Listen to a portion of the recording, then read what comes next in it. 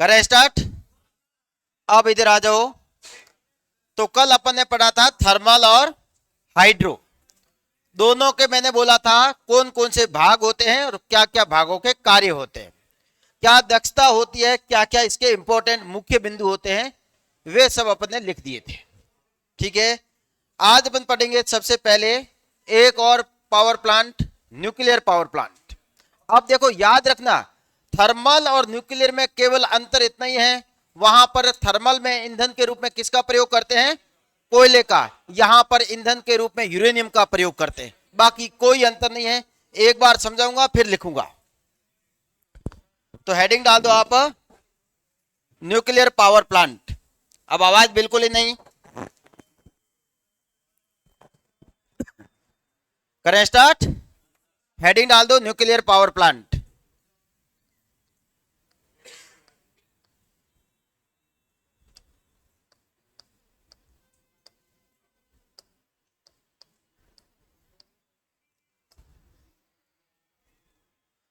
तो यहां पर अपन वही भाग लिखेंगे जो एक्स्ट्रा है, बाकी वही का वही है। तो एक बार आ जाओ, पहले अपन इसका डायग्राम देखते हैं, फिर अपन इसके बारे में लिखेंगे। ये रहा आपके सामने कौन सा पावर प्लांट है, न्यूक्लियर पावर प्लांट। केवल अंतर कितना है, ये वाला, वहां पर अपन काम में लेते थे बॉयलर, यहां पर उसकी जगह काम में लेते हैं रिएक्टर। वहां पर काम में क्या लेते थे, बॉयलर, यहां पर काम में लेते हैं रिएक्टर। बॉयलर क्या कार्य करता था, पानी को वाष्प में बदलना, यहां पर ये क्रियाएं हो जाएगी कहां पर, रिएक्टर के अंदर। बाद में वही रिएक्टर से क्या निकलेगी, स्टीम, कहां पर जाएगी, टरबाइन में, कहां पर जाएगी, जनरेटर, बाकी जो कहां पर आएगी, कंडेंसर, वापस ठंडा करके रिएक्टर में ले आएंगे। तो ये बताने की जरूरत नहीं है। तो यहां पर आ जाओ, जो दोनों में डिफरेंस है उसकी बात करेंगे अपन। सबसे पहले यदि बात करूं मैं यहां पर कि अपन ईंधन के रूप में किसका प्रयोग करते हैं, वेरी गुड।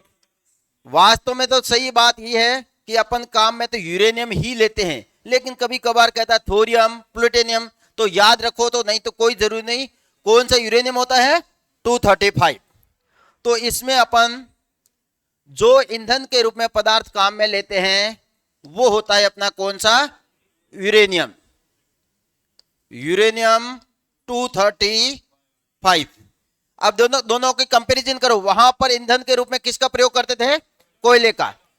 अंतर यह है, यूरेनियम आपका बहुत कम मात्रा में बहुत ज्यादा ऊष्मा उत्पन्न कर देगा। सही बात है, कल लिखा भी था अपन ने कि 1 किलो यूरेनियम जितनी ऊष्मा उत्पन्न करता है 2700 टन कोयला।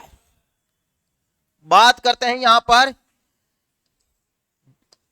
पर जो अभिक्रिया होती है वो अभिक्रिया होती क्या है, या ये किस सिद्धांत पर कार्य करता है, ये किस सिद्धांत पर कार्य करता है। तो यहां पर होता क्या है, कोई बता सकता है। यूरेनियम जो पदार्थ होता है उस पर जैसे ही अपन न्यूट्रॉन को टकराते हैं तो यूरेनियम क्या होता है, ब्लास्ट। क्या होता है यूरेनियम का, ब्लास्ट। ब्लास्ट को क्या कहते हैं, कोई बता सकता है, टूटना, नाभिकीय विखंडन। तो किस सिद्धांत पर कार्य करता है, वेरी गुड। तो याद रखना, नाभिकीय विखंडन, ये क्वेश्चन एग्जाम में पूछ सकते हैं। और विखंडन का अर्थ क्या होता है, टूटना। कौन टूटता है, यूरेनियम। और जब यूरेनियम टूटता है तो बहुत ज्यादा मात्रा में ऊष्मा उत्पन्न होती है, गर्मी उत्पन्न होती है, और उस ऊष्मा से वो जो पानी होता है किसमें बदल जाता है, वाष्प में। यही इसमें क्रिया होती है। कहीं पर नाभिकीय संलयन की क्रिया होती है क्या, सूर्य में। याद रह जाएगा दोनों बातें। अब यहां पर एक बहुत इंपॉर्टेंट बात और लिख रहे हैं कि बात करते हैं कि इसका सबसे मुख्य भाग कौन सा होता है। बाकी देखो वही के वही सारे भाग है, वापस लिखने की जरूरत नहीं है। टरबाइन वही होता है, अल्टरनेटर वही होता है, कंडेंसर वही होता है। थर्मल में जो मुख्य भाग था वो तो था अपना बॉयलर, यहां पर होता है रिएक्टर। एग्जाम में पूछते रिएक्टर किसका भाग होता है, वेरी गुड, रिएक्टर होता है न्यूक्लियर पावर प्लांट का।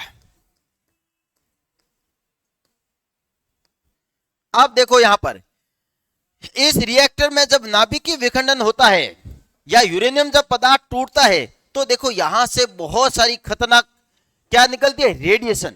जो अपन के शरीर के लिए भी खतरनाक है, और इस अभिक्रिया को अगर आपने एक बार नियंत्रित नहीं किया तो क्या हो सकता है, बहुत बड़ा ब्लास्ट हो सकता है। तो इसी कारण इसमें बात करते हैं, इस रिएक्टर में अपन क्या क्या रखते हैं, तो रिएक्टर में एक तो रखते हैं अपन क्या, ईंधन, इसके अलावा क्या क्या रखते हैं, यहां से क्वेश्चन आता है, ध्यान रख लेना। तो यहां से अपन इसके अंदर रिएक्टर के अंदर ही रख रहे हैं, ये सारी की सारी बातें ऐसे लिख दो। ये जो अपना सबसे मुख्य भाग होता है रिएक्टर, ये सब अभिक्रियाएं किसके अंदर होगी, रिएक्टर।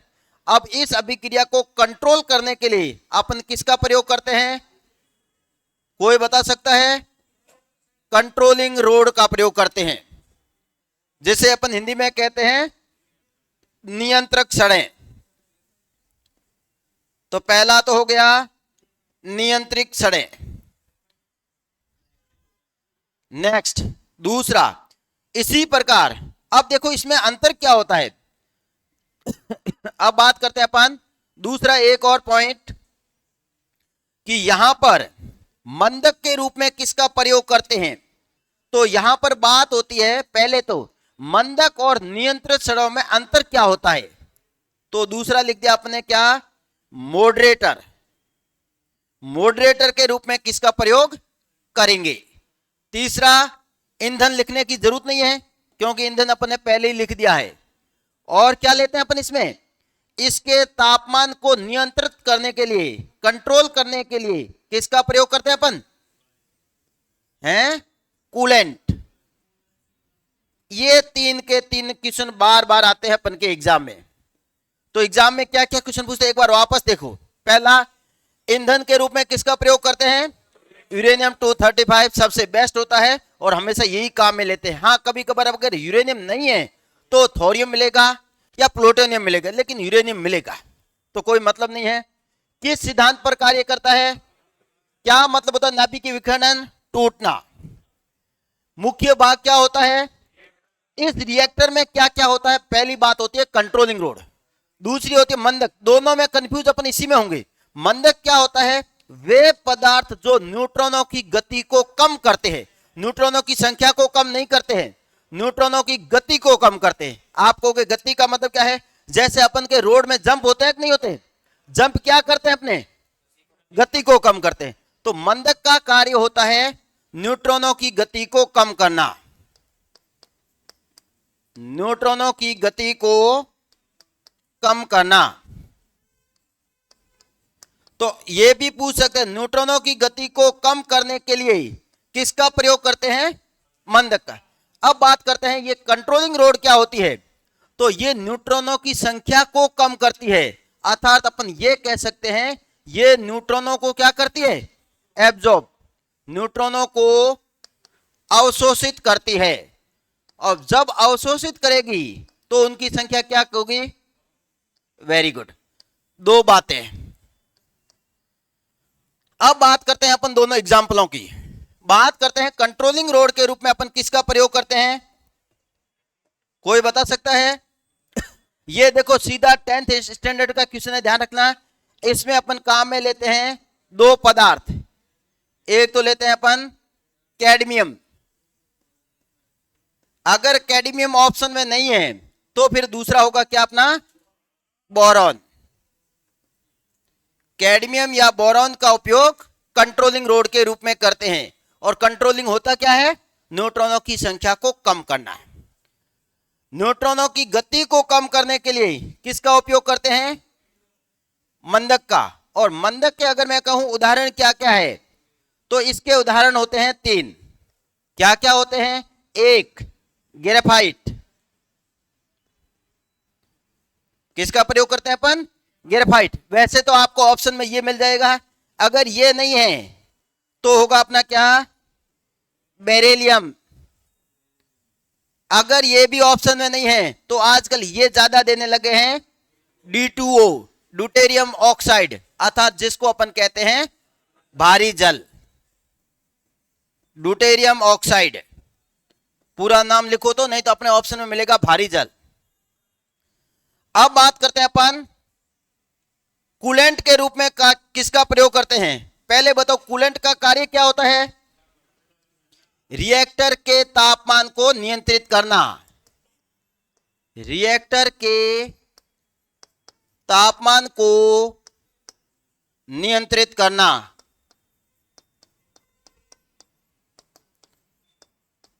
किसका प्रयोग करते हैं अपन? कूलेंट। और कूलेंट के रूप में अपन किसका प्रयोग करते हैं? तो यहां पर अगर उदाहरण की बात करूं तो अपन एक तो लेते हैं द्रवित सोडियम,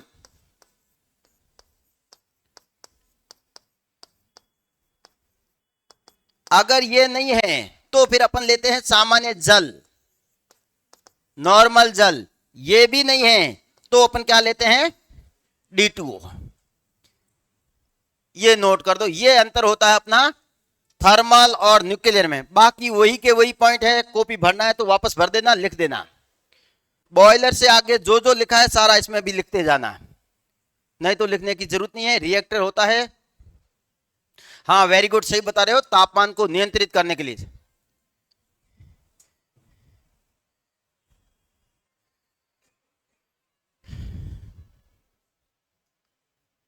हाँ वेरी गुड, कौन बोला है? जो अपनी सड़ें होती है इसका कार्य होता है न्यूट्रॉनों की संख्या की, न्यूट्रॉनों की गति को कम करना है, सॉरी न्यूट्रॉनों की संख्या को कम करना। एकदम सही लिखा है, वेरी गुड।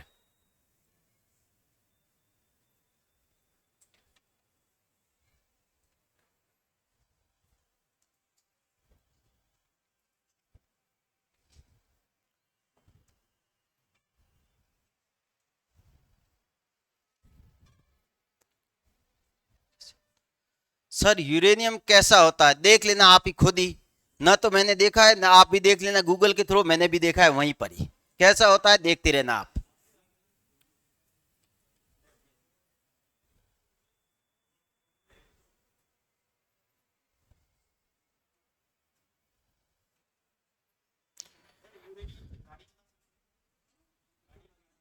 ब्लास्ट करोगे क्या?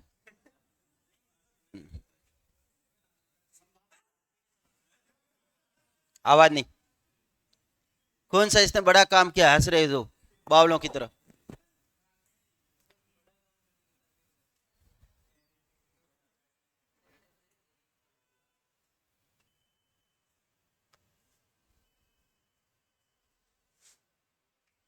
हो गया। अब अपन एक नोट लिखेंगे, ये अपना उत्पादन हो गया। उत्पादन अपन कैसे करते हैं? तीनों पावर प्लांट हो गए अपन। अब अपन वापस क्या पढ़ेंगे? उत्पादन के बाद क्या क्या था अपने लेकर गए थे, तो वापस आएंगे अपन किसके ऊपर? ट्रांसमिशन के ऊपर। लेकिन उससे पहले अपन एक नोट लिखेंगे, क्योंकि डीजल का उपयोग तो नहीं करते हैं, सही बात है, लेकिन क्वेश्चन आता है दो इसमें से एक। सबसे महंगा उत्पादन किसका होता है? डीजल के द्वारा। इसी कारण आज के समय में केवल इमरजेंसी के समय में ही इसका उपयोग करते हैं। तो क्वेश्चन पूछते हैं निम्न में से कौन से पावर प्लांट का उपयोग इमरजेंसी के समय उत्पादन के लिए किया जाता है? तो वहां पे डीजल सही माना जाएगा। ऐसा क्यों?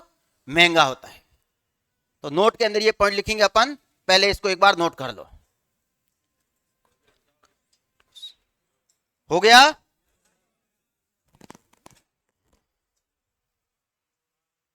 और इन तीनों पॉइंट के ऊपर स्टार करके पॉइंट लिख देना, यहां से क्वेश्चन आएंगे आपके एग्जाम में।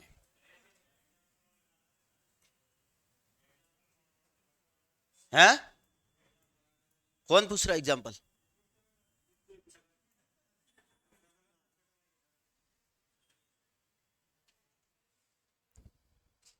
हो गया। और पीछे बैठे बैठे पता लग रहा है कौन बोल रहा है।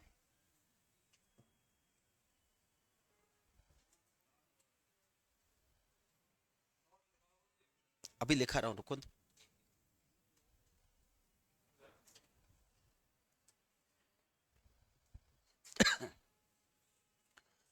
अब आ जाओ यहां पर, लिख दो नोट।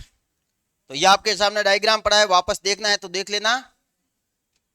नोट, नोट में अपन लिखेंगे डीजल पावर प्लांट। ऐसे अपन के क्वेश्चन क्या क्या पूछते हैं?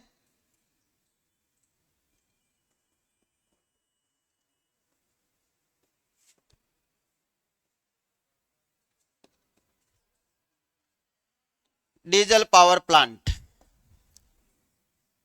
यदि इसके बारे में बात करूं तो 3 क्वेश्चन इंपॉर्टेंट है। क्या? पहला, इसका उपयोग इमरजेंसी के समय, इसका उपयोग इमरजेंसी मतलब जब आपकी वो लाइट नहीं आ रही है और आपको बहुत ज्यादा जरूरत पड़ती है, हाँ आपातकालीन लिख सकते हैं, इमरजेंसी के समय, इमरजेंसी के समय विद्युत उत्पादन के लिए किया जाता है। ये क्वेश्चन बहुत बार पूछ रखा है। और आजकल आपने देखा भी होगा, जो बड़े बड़े हॉस्पिटल होते हैं या अपन का कोई फंक्शन होता है तो अपन हमेशा क्या करते हैं, पहले से इसको लगा देते हैं, इमरजेंसी के समय विद्युत उत्पादन के लिए किया जाता है। हाँ, होते ये डीसी जनरेटर ही है, लेकिन उसमें मेनली फ्यूल क्या होता है। नेक्स्ट बात करते हैं, ये एक नया पॉइंट है, ध्यान रखना, इसमें जो स्टैंड बाई लॉसेज होते हैं वो नगण्य होते हैं। अब आप कहोगे ये स्टैंड बाई लॉसेज क्या होते हैं, तो देखो यहां पर स्टैंड बाई लॉसेज, लॉस का मतलब समझते हो, हानि। मतलब जब अपन इसको स्टार्ट करते हैं तो स्टार्ट करते समय अपन जानते हैं थर्मल पावर प्लांट होता है, स्टार्ट होने में कितना समय लेता है, आधा घंटा। कितना समय लेता है, आधा घंटा। तो आधे घंटे के दौरान उसके उपकरणों के द्वारा जो ऊर्जा की खपत होती है उसे ही अपन क्या कहते हैं, स्टैंड बाई लॉसेज। और डीजल पावर प्लांट तो देखा आपने, झट आप 1, 2 या 3 सेकंड में ही स्टार्ट हो जाता है। इसका मतलब इसमें स्टैंड बाई लॉसेज क्या होता है, नगण्य होते हैं। एग्जाम में पूछते हैं निम्न में से किस पावर प्लांट में स्टैंड बाई लॉसेज नगण्य होते हैं। स्टैंड बाई लॉसेज नगण्य होते हैं। क्यों होते हैं नगण्य, क्योंकि ये स्टार्ट होने में ज्यादा समय नहीं लेता है, इसी कारण इसका उपयोग करते हैं पीक लोड के लिए। एग्जाम में पूछते हैं इसका उपयोग किसमें करते हैं, पीक लोड। पीक का मतलब ये था इमरजेंसी, तो लिख दो इसका उपयोग पीक लोड। अब आप पीक लोड का मतलब क्या समझे, मतलब होता है जैसे मैं मेरे घर की बात करूं तो पूरे दिन में मेरे घर पर किस समय अधिकतम लोड है, वो मेरा क्या हो, घर का अधिकतम लोड हुआ। उसी प्रकार पावर प्लांट के ऊपर कहूं तो पूरे दिन में किस समय अधिकतम लोड हो गया है जिसके उससे जनरेटर से उत्पादन नहीं हो रहा है, तो अपन वहां पर क्या लगाते हैं, डीजल। तो इसका उपयोग पीक लोड के लिए, पीक लोड के लिए किया जाता है। एक और है लास्ट पॉइंट। अब मैंने आपको लिखा था, याद है, स्थापित लागत सबसे ज्यादा किसकी होती है, न्यूक्लियर की। वहां न्यूक्लियर में अपने मुख्य बिंदु लिखे नहीं है ना, अभी लिखा दूंगा, कोई बात नहीं। तो यहां पर देखो, बात करूं यदि, एक मैंने लिखा था रनिंग लागत, रनिंग लागत सबसे ज्यादा किसकी लिखाई थी, थर्मल की। लेकिन अगर, क्योंकि अपन के ऑप्शन में ये 3 ही मिलते हैं, थर्मल, हाइड्रो और न्यूक्लियर, तब तो बात ठीक है। अगर ऑप्शन में गलती से ये मिल गया तो इसकी रनिंग लागत उससे भी ज्यादा होती है। तो क्या लिखेंगे, इसकी रनिंग लागत सबसे अधिक होती है, थर्मल से भी अधिक होती है। इसी कारण तो इसका उपयोग बिल्कुल ही कम या केवल इमरजेंसी पड़ती है तभी करते हैं। इसकी रनिंग लागत क्या होती है, सर्वाधिक होती है।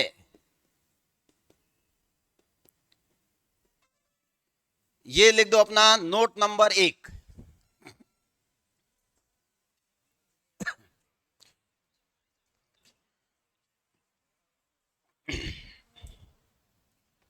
क्या क्या लिखा है वापस एक बार समझो। उपयोग कब करते हैं बताने की जरूरत नहीं है, इमरजेंसी। इमरजेंसी का मतलब क्या हो, जब अपनी मुख्य लाइट कट जाती है या जब इतना लोड बढ़ जाता है कि उसके द्वारा उत्पादन ही नहीं होता है, तब अपन उपयोग करते हैं किसका, डीजल का। पहला पॉइंट। दूसरा, स्टैंड बाई लॉसेस क्या होते हैं, नगण्य।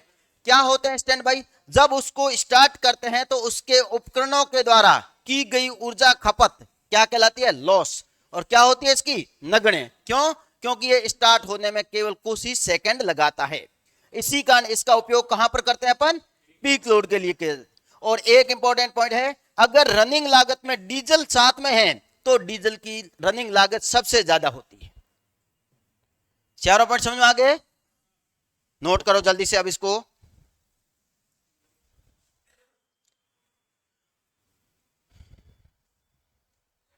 हो गए सबके? नेक्स्ट, इसी प्रकार नोट नंबर 2 लिख दो एक और। ये अपन वहां पर अगर किसी के जगह छोड़ रखी है तो वहां पर लिख दो न्यूक्लियर पावर प्लांट में। नोट नंबर में 2 क्या लिखोगे? पहला, न्यूक्लियर पावर प्लांट की दक्षता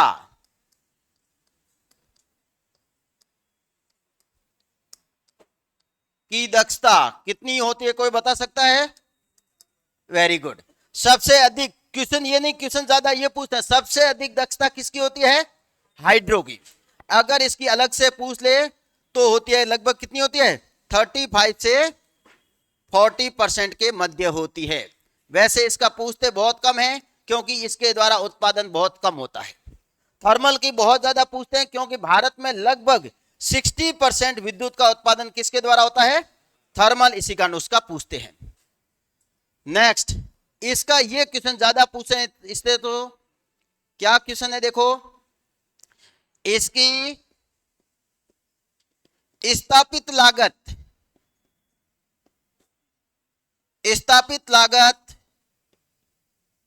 क्या होती है?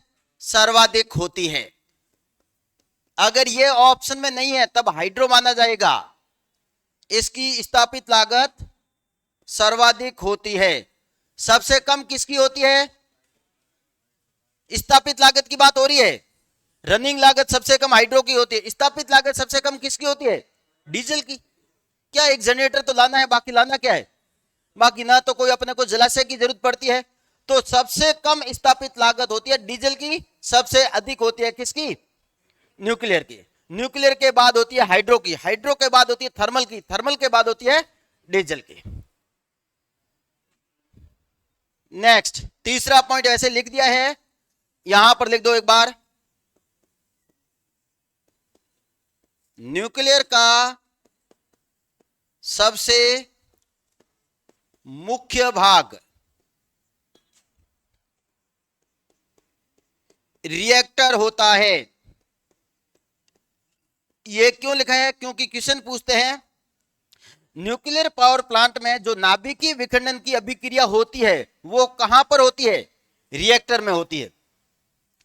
सबसे मुख्य भाग रिएक्टर होता है। याद नहीं रहे तो नीचे लिख देना। क्यों? क्योंकि नाभिकीय विखंडन की अभिक्रिया यहीं पर होती है। नाभिकीय विखंडन की अभिक्रिया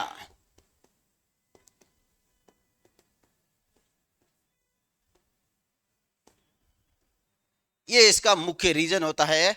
और यही अब कोई बता सकता है भारत में सबसे पहला nuclear power plant? Very good, सबको पता है तारापुर। राजस्थान में रावतभाटा। इतने ही है, ज्यादा है भी नहीं न्यूक्लियर पावर प्लांट। क्यों? क्योंकि यहां पर देखो सबसे बड़ी रनिंग कॉस्ट क्यों थी? क्योंकि यहां पर आपको वास्तव में एक स्किल्ड पर्सन की जरूरत पड़ती है, पढ़े लिखे की। क्योंकि यहां पर हर कोई कुछ नहीं कर सकता है। यहां पर जो रेडिएशन निकलती है और यहां पर ज्यादा जॉब भी नहीं करते हैं, इसी कारण कोई करना भी पसंद नहीं करता है। क्योंकि यहां से जो किरणें निकलती है वो अपने शरीर के लिए क्या होती है? बहुत ज्यादा हानिकारक होती है, बहुत ज्यादा बीमारियां हो जाती है। हैं हम हमारे को कहीं करा दो, ये सब बातें होती है। जब बड़े होते हैं ना तब अपने आप धीरे धीरे समझ आता है ना। तभी तो कहते हैं जो इस समय 2 साल जो सही जिंदगी जीता है ना उसको अपने आप पता लग जाता है। अभी हो गया। अब अपने विद्युत का उत्पादन कर दिया। अब अपन इसको क्या करेंगे? वापस देखो, पहले बात कर रहा हूं। सबसे पहले मैंने क्या कहता? उत्पादन।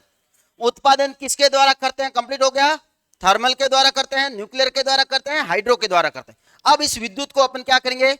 लेकर जाएंगे। तो थैला भर के लेकर जा नहीं सकते हैं, तो फिर लेकर जाते हैं तो अपने ट्रांसमिशन और वितरण के कौन कौन से अवयव होते हैं?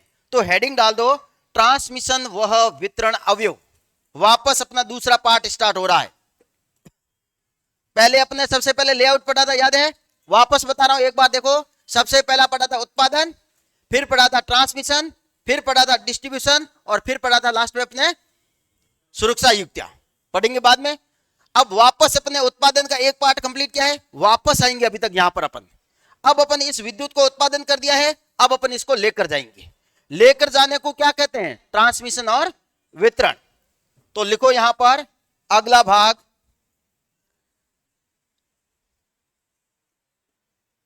जिसे अपन हिंदी में कहते हैं पारेषण वह।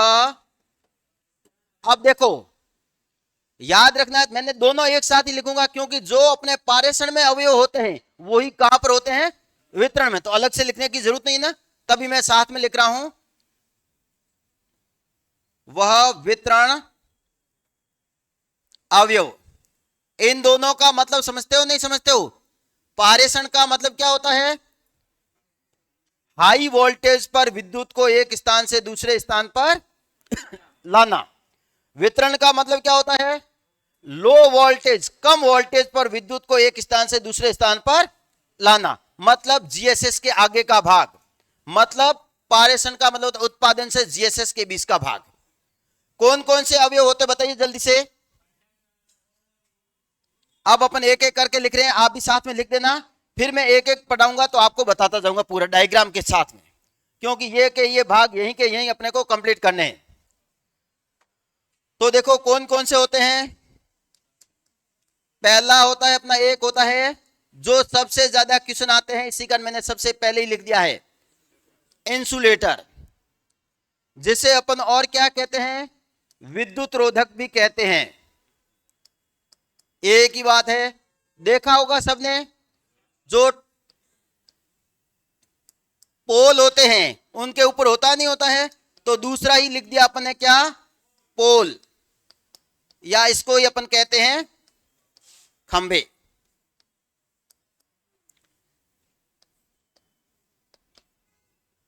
बात करते हैं तीसरा, और क्या होता है सबसे इंपॉर्टेंट? और होता है अपना कंडक्टर। अब देखो यहां पर जब मैं कंडक्टर पढ़ाऊंगा, केवल ओवरहेड पढ़ाऊंगा, केबल में अलग से पढ़ाऊंगा, तो कोई कमेंट करने की जरूरत नहीं है, केबल अपने आप में इंपॉर्टेंट है, पूरा अलग से पढ़ाऊंगा, ठीक है ना। तो तीसरा भाग है अपना कंडक्टर। और बताओ कोई मुख्य भाग, वो छोटे बाद में लिखेंगे, और कोई मुख्य भाग बताओ। ये तो हो गए अपने सबसे मेन भाग हो गए, ठीक है ना। इसके अलावा देखो ट्रांसफार्मर होता है, तो ट्रांसफार्मर पूरा अलग से पढ़ेंगे, बताने की जरूरत नहीं है। जनरेटर है, मोटर है, तो पूरा अलग से पढ़ते रहोगे। इसके अलावा कुछ और भाग होते हैं, जैसे क्या क्या देखा आपने? जंपर, स्टे वायर,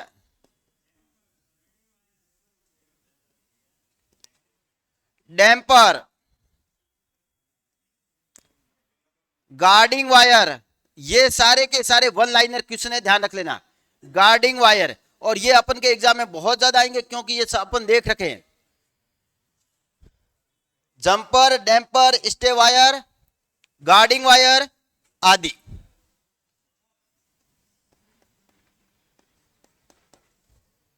ये कौन है वहां से? पर खड़े कौन है? खड़े करो उसको,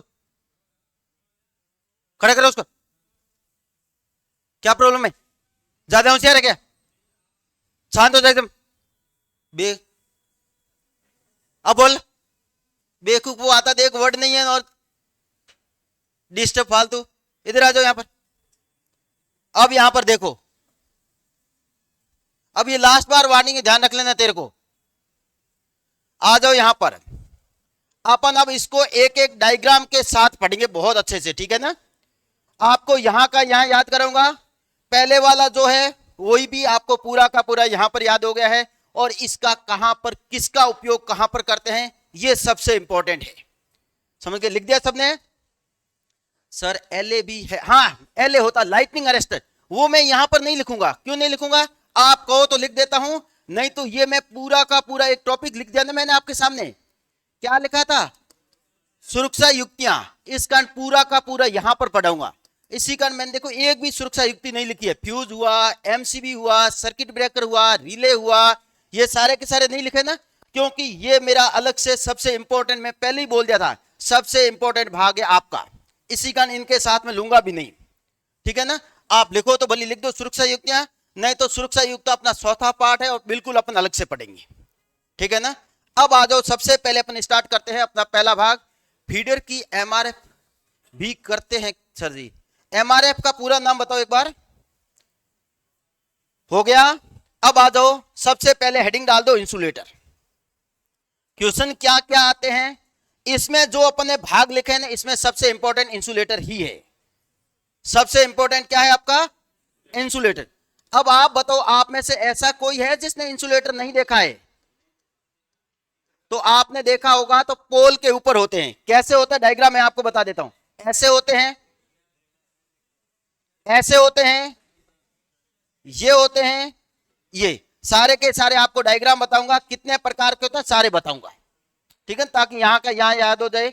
अब बात करते हैं, सबसे पहला क्वेश्चन तो यही पूछते हैं इंसुलेटर से, इंसुलेटर किस पदार्थ का बना होता है?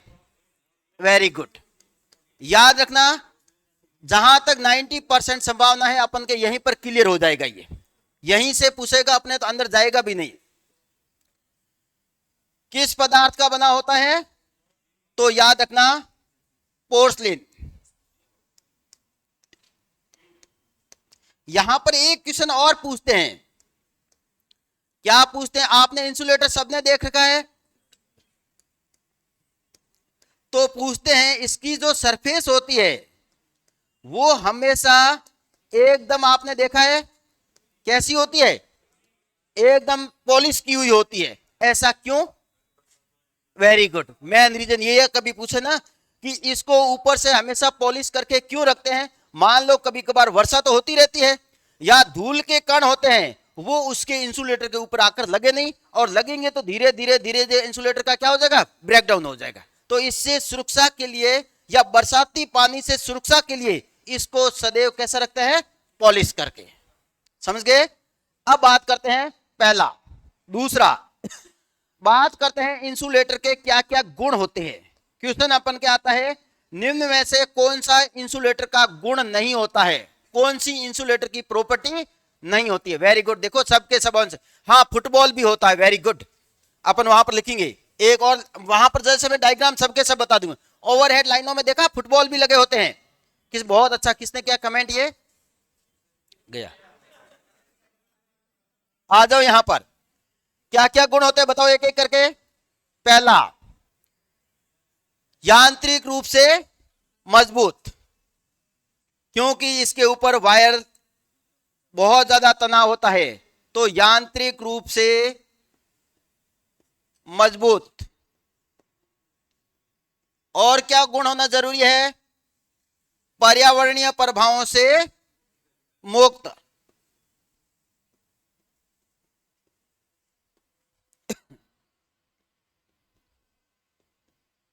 पर्यावरणीय प्रभावों से मुक्त। और क्या गुण होता है? पैरा विद्युतांक क्या होना जरूरी है? अब क्वेश्चन पूछते हैं, पैरा विद्युतांक का मात्रक क्या होता है? केवी पर एमएम। पैरा विद्युतांक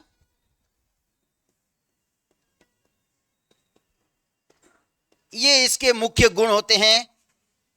और हाँ, ये हो सकता है कि सस्ता होना जरूरी है, सस्ता होगा तो हर कोई खरीद लेगा। तो मेन ये गुण होते हैं, पर्यावरणीय प्रभावों से मुक्त होना चाहिए, यांत्रिक रूप से मजबूत होना चाहिए, और पैरा विद्युतांक अधिक होना जरूरी है।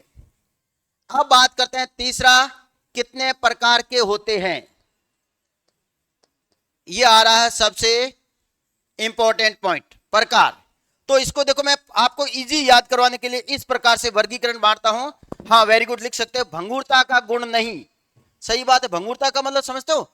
उसमें जो रायें होती है वो बिल्कुल लिख दो, ये अच्छा गुण है, लिख दो यहां पर, भंगुरता से मुक्त।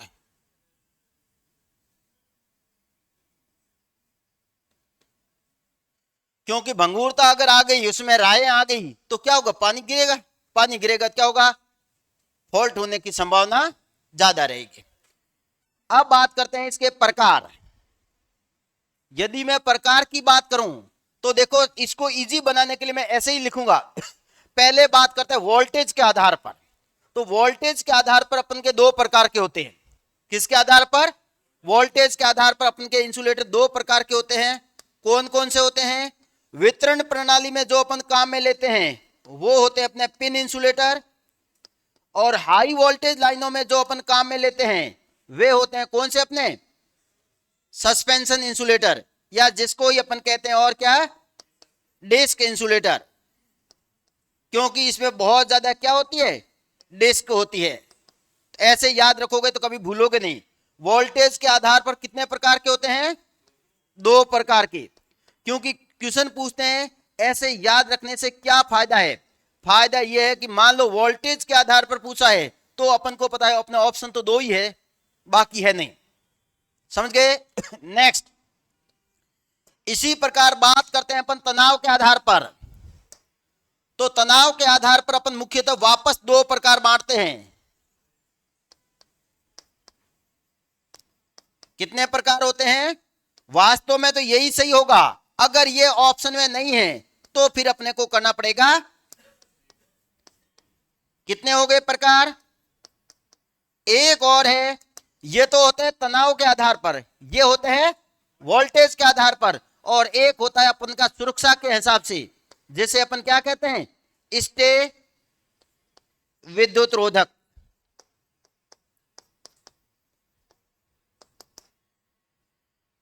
स्टे या इसी का ही अन्य नाम होता है इसके आकार के आधार पर अंडाकार विद्युत रोधक। ये है, ये होते हैं अपन के इंसुलेटर के प्रकार। कोई प्रकार आपको नहीं पूछेगा, आज तक का नहीं पूछ रखा है। पूछते क्या है? कौन सा कहां पर प्रयोग में लेते हैं। पूछते हैं किसका बना होता है और क्या क्या गुण होते हैं। सर पॉलीमर इंसुलेटर भी कर नहीं, पॉलीमर कभी नहीं होता है। पॉलीमर का प्रयोग करते हैं अपन केबल में। हाँ वेरी गुड। कितने प्रकार के होते हैं? 5 टाइप। Very good.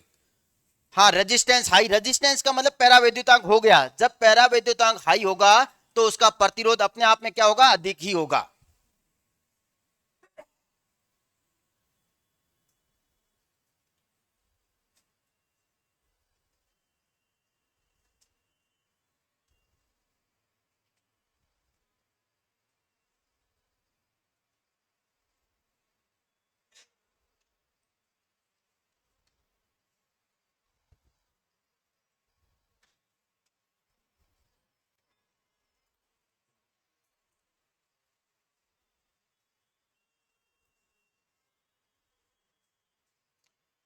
हो गया? लिखो, आराम से लिखो। याद क्या रखना है? इसमें जितना इंपॉर्टेंट है उसमें सबसे इंपॉर्टेंट पॉइंट यही है आपके एग्जाम के लिए, क्योंकि ये अपने एग्जाम में डायरेक्ट नहीं पूछेगा। ये अपन कोई ज्यादा अच्छे एग्जाम की तैयारी करते हैं तो पूछते हैं निम्न में से कौन सा इंसुलेटर का गुण नहीं होता है, तो वहां पर अपने को ऑप्शन के अनुसार सेलेक्ट करना पड़ता है। हैं? स्टे, हाँ ये होता है अपना सुरक्षा के आधार पर। अभी मैं लिखूंगा, ये केवल सुरक्षा प्रदान करता है, बाकी कोई मतलब नहीं है। आप कहोगे सुरक्षा का मतलब क्या हुआ? आपने स्टे वायर देखा कभी? उनके अंदर देखा आपने एक इंसुलेटर लगा होता है, वो क्यों लगाया? ताकि मान लो अपन वहां पर गायें बांधते हैं तो गायों को या अपन हाथ लगा देते हैं कभी कभी, तो अपनी सुरक्षा के लिए सीधा होता है। अभी कुछ भी मतलब मैं सब कुछ लिखाऊंगा आपको। अब आओ यहां पर सबसे पहला हेडिंग डाल दो पिन इंसुलेटर। क्या क्या इंपॉर्टेंट पॉइंट है अब आपको लिखने हैं एग्जाम के लिए, पॉइंट ये आते हैं। पिन इंसुलेटर होते हैं इस प्रकार के, ऐसे सबने देखे हैं। बताओ कौन सी लाइनों में ये होते हैं? 11 केवी की लाइनों में देखें। 11 केवी, या अपन कह सकते हैं इसका सामान्य तो उपयोग करते हैं वितरण प्रणाली में। कहां पर करते हैं? वितरण प्रणाली में। तो लिखो, एक एक करके अपन लिख रहे हैं। सबसे पहला जो इंसुलेटर है अपना, वो है अपना पिन इंसुलेटर। यहां का यहां याद करना, और जल्दी से आपको दिमाग वहां पर लाइनों के ऊपर ले जाना कि हाँ आपने देखा है नहीं देखा है। कोई बात नहीं, नहीं देखा है तो आज अब जब जाओ तो देख लेना, कोई बात नहीं। हमेशा रोडों पर नजर फैलाते हो, आज ऊपर नजर फैला देना। हाँ रोडों पे तो कुछ मिलता नहीं, नुकसान ही है। हैं? रोडों पर क्या फायदा है? कोई है? फायदा है? आएगा तो कोई लूट के जाएगा। मिलने को कुछ नहीं है, इसी कारण जॉब लगोगे तो बहुत कुछ मिल जाएगा। यहां पर आ जाए, भावनाओं में बह रहे हो तो आपको तो क्या कहूं भावनाओं में। आज तो देखो ना, आपने बड़े बड़े एग्जाम्पल देखे होंगे, जब हार्दिक पांड्या की नहीं चली तो अपनी क्या चलेगी, करोगे ना नहीं। हाँ, समझ गए ना। तो हाँ, ध्यान रखना ये। तो तो इस कारण पहले कहीं लग जाओ, लगोगे, जिंदगी कहीं बन गई तो बहुत मजे ही मजे है, नहीं तो फिर देखते रहना, रोडों पर घसीटते रहोगे, कल कॉल आया, परसों किसी के पास, दूसरे के पास कॉल जाएगा, बैठे रहोगे आप। हाँ, ये बात है आज के समय। पैसे का खेल है, पैसे है तो सब कुछ है, नहीं तो कुछ भी नहीं है। आ जाओ यहां पर। है, पैसों को लेकर फरार हो जाओगे। आ जाओ इधर, अपने पास ऐसा तो ज्ञान बहुत है। अब यहां पे आ जाओ, पेन इंसुलेटर, क्या लिखेंगे, पहला पॉइंट लिख दो, इसका उपयोग वितरण प्रणाली में किया जाता है। लिख दो डायरेक्ट, इसका उपयोग वितरण प्रणाली में किया जाता है। बहुत इंपॉर्टेंट पॉइंट है। अब वितरण वापस नहीं बताऊंगा क्या मतलब होता है, सबको पता है। वितरण प्रणाली में किया जाता है, ये तो अपन के समझने के लिए पॉइंट लिखा है मैंने। एग्जाम में क्या आता है, पिन इंसुलेटर का उपयोग कितने वोल्टेज तक किया जाता है, तो यहां पर नहीं, ऑप्शन ये मिलाएगा, up to 33 KV, up to 33 KV, star करके इस पॉइंट को लिखना।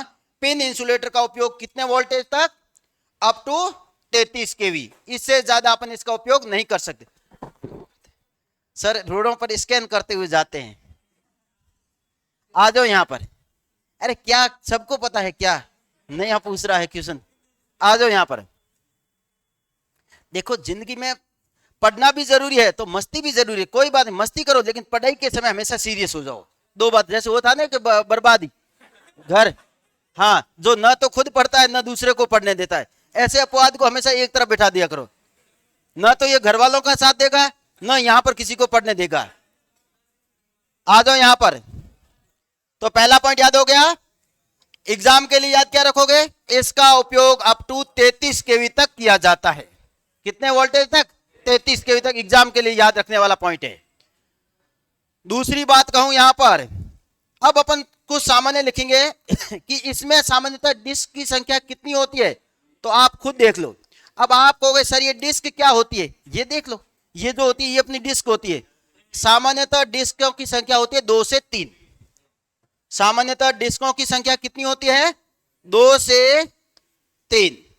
अब इंपॉर्टेंट पॉइंट वापस ये नहीं है, इंपॉर्टेंट है प्रत्येक डिस्क का ऑपरेटिंग वोल्टेज कितना होता है, अर्थात प्रत्येक डिस्क का उपयोग कितने वोल्टेज तक कर सकते हैं, ये इंपॉर्टेंट। प्रत्येक डिस्क का मतलब क्या हुआ, जैसे ये डिस्क है, ये कितने वोल्टेज तक अकेली कार्य कर सकती है, तो यहां पर लिखो, ये इंपॉर्टेंट पॉइंट है। प्रत्येक डिस्क का, कोई बता सकता है कितना होता है, गलत अभी तक पूरा बताओ, क्योंकि यहां पर 11 में आपको 2 ऑप्शन मिलेंगे। 11 केवी फेज वोल्टेज, अरे हमेशा डिस्क फेजों में नहीं लगी होती क्या, जब एक वायर होता है तो फेज वोल्टेज माना जाता है, 2 वायर होते हैं तो अपन लाइन वोल्टेज मानते हैं। क्या डिस्क हमेशा एक इंसुलेटर से नहीं रहती है, तो हमेशा फेज वोल्टेज होता है। तो प्रत्येक डिस्क का ऑपरेटिंग वोल्टेज कितना होता है, 11 केवी फेज वोल्टेज। और फेज वोल्टेज से लाइन वोल्टेज अपने को निकालने आते हैं, नहीं आते हैं तो यहां पर रिलेशन मैं लिख देता हूं जो अपन के बेसिक इंपॉर्टेंट है। फेज वोल्टेज, ये यहां पर आपको नोट के अंदर लिखना है, लाइन वोल्टेज बराबर होता है फेज वोल्टेज का कितने गुना, √3 इंटू फेज वोल्टेज।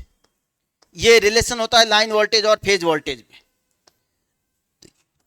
बाकी होता क्या है, मैंने बहुत बार डेफिनेशन बोल दी है, लिखी जिसने लिख दी है, नहीं लिखी तो याद रख लेगा। इस पॉइंट को वापस स्टार्ट करो, वैसे आप इसको बेसिक में पढ़ोगे, लेकिन नहीं पढ़ोगे तो भी कोई बात नहीं, अपना हो गया। तो प्रत्येक डिस्क का ऑपरेटिंग वोल्टेज कितना होता है? 11 केवी। कहां पर प्रयोग में लेते हैं? वितरण में, अर्थात कितने वोल्टेज तक? अप टू 33 केवी। सबसे इंपॉर्टेंट पॉइंट भी यही है, अब इसको नोट कर लो। अप टू 33 केवी का मतलब यह होता है कि सामान्यतः इसका उपयोग 33 केवी से कम लाइनों में किया जाता है, और 33 केवी से सीधे कम कौन सी होती है? 11 ही होती है। तो अपन ऐसे कहते हैं 11 केवी तक, लेकिन ये ऑप्शन नहीं है, तो अपन क्या करें? इसी कारण अप टू 33 केवी लिखा दें।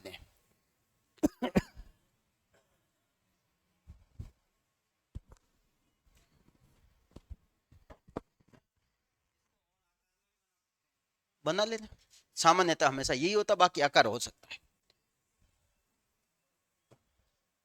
आकार इसका कोई निश्चित होता नहीं है। हो गया। अब आओ दूसरा। दूसरा कौन सा है? देखो, डेस्क इंसुलेटर। ऐसे इंसुलेटर देखे होंगे सबने, हाई वोल्टेज लाइनों में ये होते हैं, बड़े बड़े टावरों के ऊपर। तो अगला जो है वो है अपना डेस्क इंसुलेटर।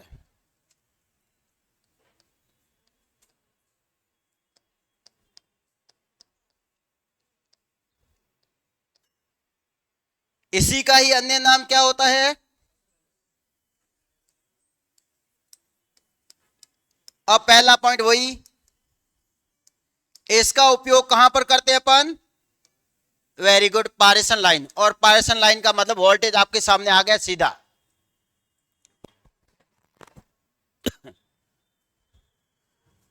अब बात करते हैं अपन दूसरा।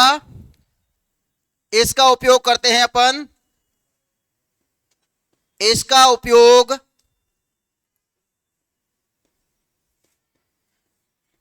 ये बंदा कह रहा है एक बार वापस समझा दो। देखो ये बातें अपन ने लिखी नहीं क्या, पूरी की पूरी। जिसने नहीं पढ़ी है वो पहली क्लास देख लेना, मैंने बोला भी था ये वापस काम आएंगे। पारेषण वोल्टेज बता रखे हैं, प्राथमिक पारेषण बता रखा है, द्वितीयक पारेषण बता रखा है, सब कुछ बता रखा आपको। इसी कारण मैं डायरेक्ट वर्ड लिख रहा हूं। इसका उपयोग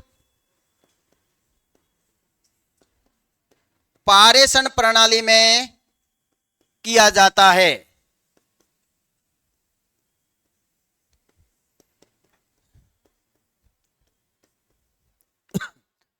अब ये पारेषण तो मैंने आपके समझने के लिए लिखा है, लेकिन वास्तव में इसका मतलब होता है इसका उपयोग करते हैं अपन 33 केवी से लेकर कितने केवी तक? 765 केवी तक इसका उपयोग किया जाता है।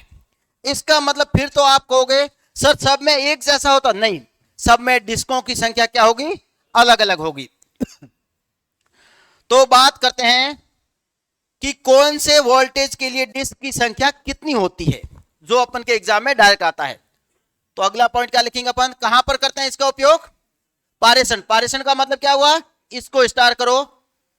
अब यहां पर एक क्वेश्चन पूछ ले, देखो ये क्वेश्चन मैं लिखा नहीं रहा हूं, आपने पिन इंसुलेटर देखा है, उसमें कंडक्टर कहां से जाता है? वेरी गुड, उसके ऊपरी भाग से, जहां ये ग्रूज बना हुआ है ना, ये डायग्राम देखकर ऐसा भी पूछ सकते हैं।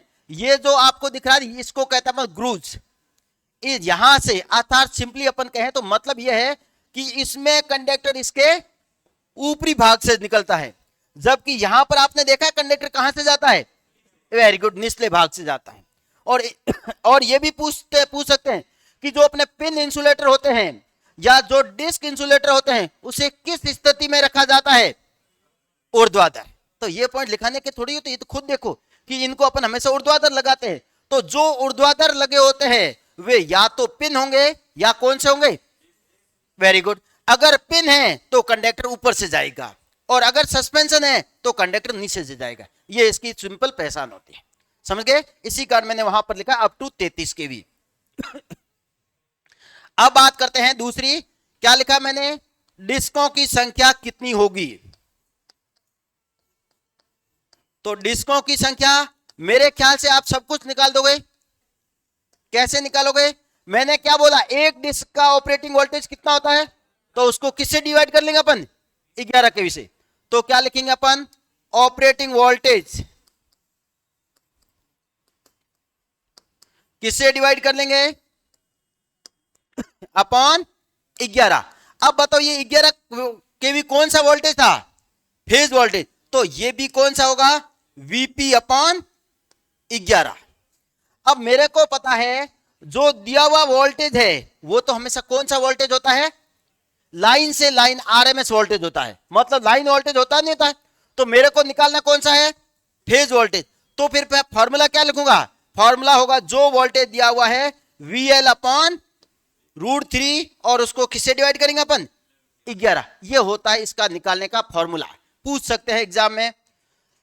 इसको अपन ऐसे भी लिख सकते हैं, इसको अपन ऐसे भी लिख सकते हैं, √3 इंटू 11 प्लस एक डिस्क हमेशा एक्स्ट्रा रखते हैं। ये समझ आया कैसे लिखा मैंने, अभी रिलेशन बताया मैंने। मेरे को पता है एक डिस्क का ऑपरेटिंग वोल्टेज कितना होता है, 11 केवी फेज है, तो ऊपर भी फेज वोल्टेज लेना पड़ेगा। लेकिन दिया हुआ वोल्टेज कौन सा होता है, लाइन, तो फेज वोल्टेज से लाइन वोल्टेज निकाल दिया और अपन ने कैलकुलेट कर दिया। और एक डिस्क हमेशा क्या रखते हैं अपन, एक्स्ट्रा। क्यों, पहले जितनी सावधानी रख सकते हो रख लो, बाद में कुछ नहीं होगा। तो हमेशा एक डिस्क इसमें अपन क्या रखेंगे, एक्स्ट्रा। अब अपन निकालेंगे डिस्कों की संख्या। 1 2 आप कहोगे मैं प्रूव करके बता दूंगा, बाकी अपन डायरेक्ट लिख देंगे। सर इंसुलेटर में मजबूती के लिए अंदर रोड होती है, वो रोड किस धातु की बनी होती है? मेरे ख्याल से सबको पता होगा। जनरली पारेषण और वितरण में जिस एलिमेंट का प्रयोग करते हैं, अगर नहीं आता है तो जीआई, हमेशा जीआई।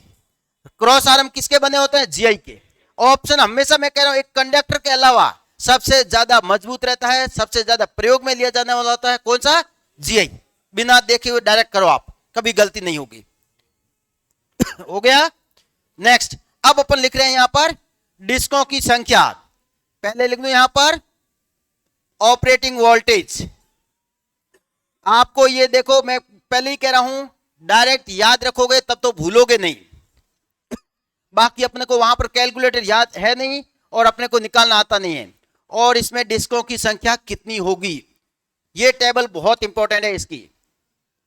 डिस्कों की संख्या,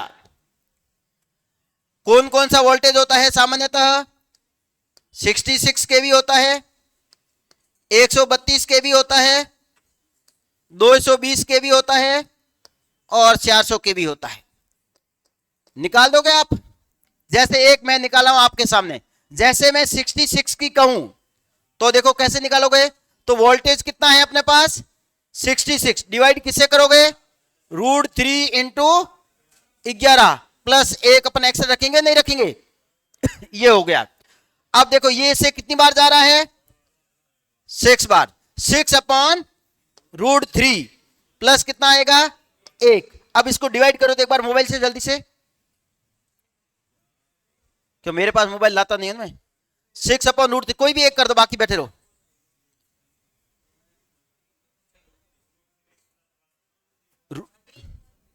देखो यहां आया है 3.46 + 1।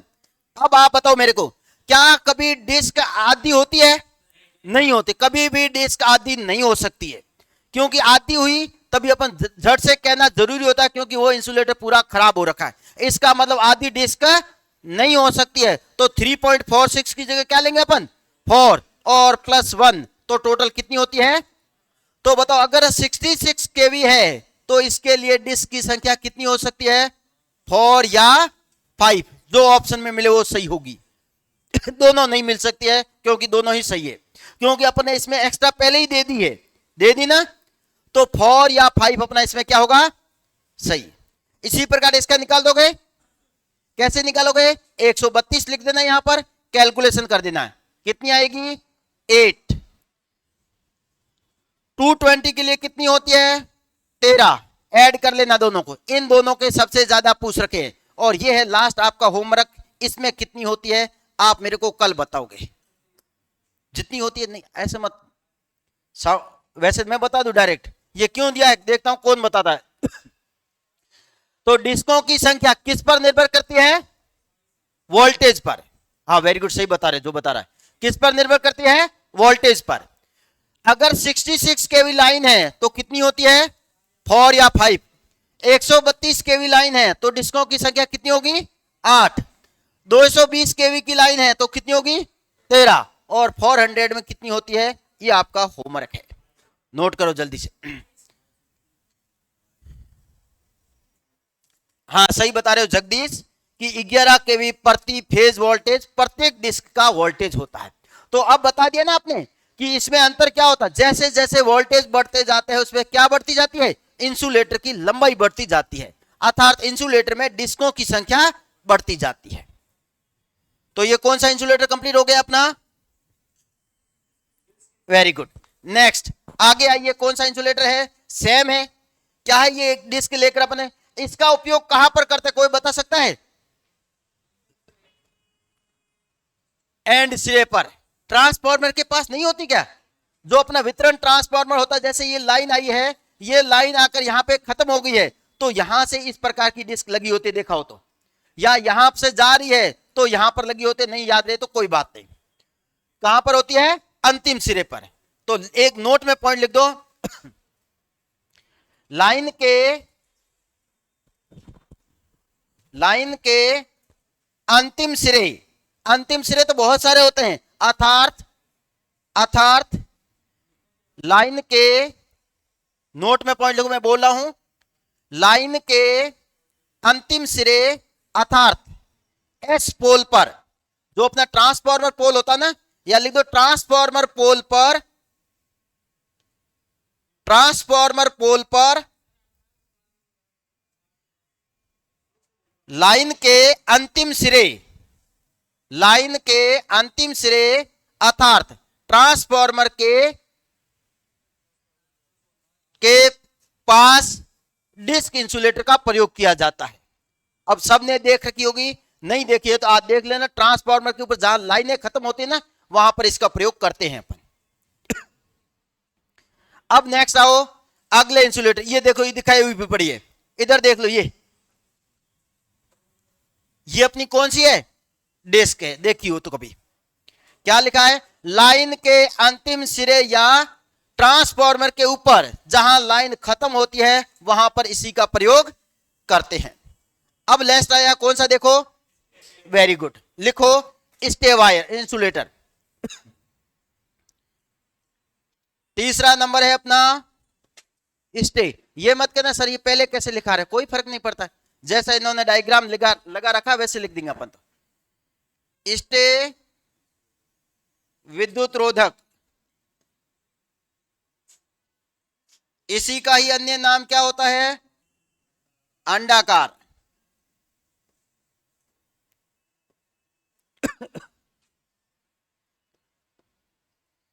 विद्युत रोधक, इसकी स्थिति सबसे ज्यादा पूछते हैं, क्यों लगाते हैं, सुरक्षा के लिए। ये डायरेक्टली क्या करता है, अपने को सुरक्षा प्रदान करता है। तो कौन सा इंसुलेटर सीधे सुरक्षा प्रदान करता है, वो यही है। कहां पे होता है, इसकी स्थिति, स्टे वायर में इसका उपयोग किया जाता है। स्टे वायर में इसका उपयोग किया जाता है। अब यहां पर आ जाओ, एक बार पूरा डायग्राम देखेंगे अपन, इसको समझेंगे, नहीं तो पता ही नहीं, स्टे वायर पूछ लिया तो आपको ऐसे डायग्राम बना के बताऊंगा तो हमेशा याद रह जाए। जैसे देखो ये पोल है, आपने देखा भी होगा, मान लो इस पोल के क्या होता, बार बार गिरने की या जमीन की बहुत ज्यादा वीक है, यहां से एक क्वेश्चन तो यह बन गया कि पोल की सामान्यतः कितनी गहराई पे होता है, ये तो मेरे ख्याल से सबको पता भी होगा, वेरी गुड। तो ये तो मैं लिख देता हूं, यहां से बहुत सारे इंपॉर्टेंट पॉइंट लिखूंगा। कुल लंबाई का 1/6 भाग कहां पर होता है, ये एग्जाम का क्वेश्चन है। पोल को सामान्यतः जमीन के अंदर कितना रखते हैं, अपनी कुल लंबाई का 1/6। अब पिछली बार ऑप्शन था 1/6 था ही नहीं, तो 1/5 सही है, लेकिन वास्तव में तो कौन सा सही है, 1/6 है। अब आपने देखा होगा, यहां पर आपको बहुत सारी बातें बताता रहूंगा। देखो ये अपने इस प्रकार से होती है, आपने देखी हो तो, ये क्या होती है अपनी, आगे वापस, ये होती है अपनी क्रॉस आर्म, इसको अपन कहते हैं क्रॉस। एक बार लिखना बंद कर दो, ये होती है अपनी क्रॉस आर्म, एग्जाम में पूछते हैं क्रॉस आर्म किसकी बनी होती है,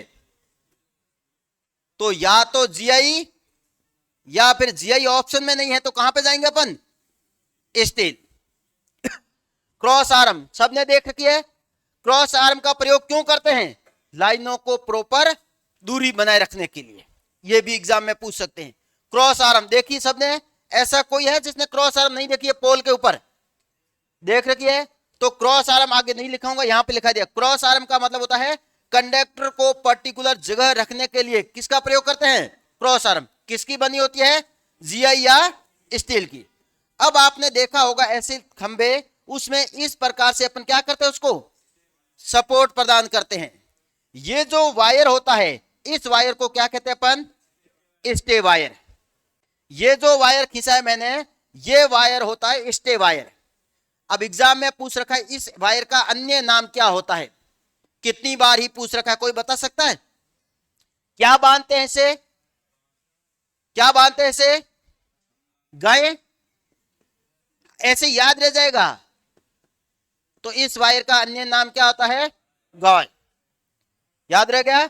स्टे वायर किसका बना होता है, अब लिखो किसका बना होता है, जीआई या एल्यूमिनियम, या तो जीआई का बना होगा या एल्यूमिनियम का बना होगा।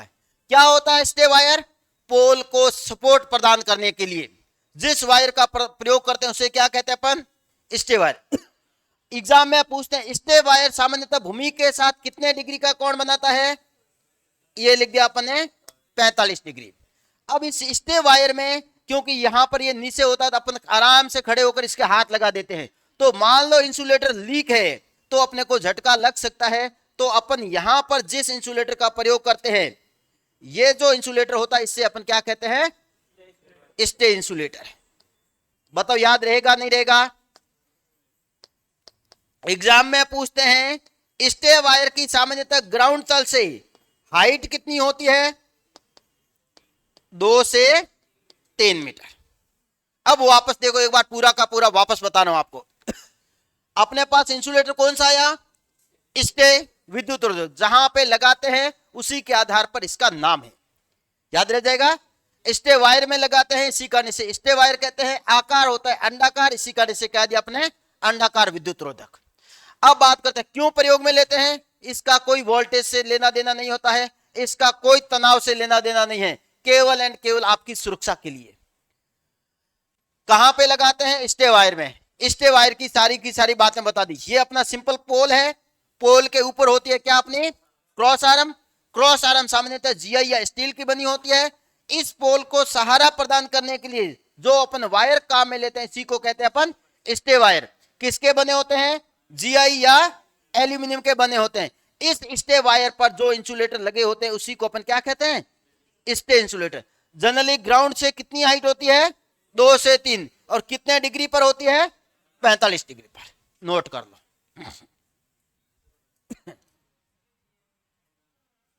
स्टील की नहीं होती है गे वायर, कभी भी स्टे वायर कभी भी स्टील का नहीं होता है, ध्यान रख लेना। या तो एल्यूमिनियम का होगा या जीआई का होगा।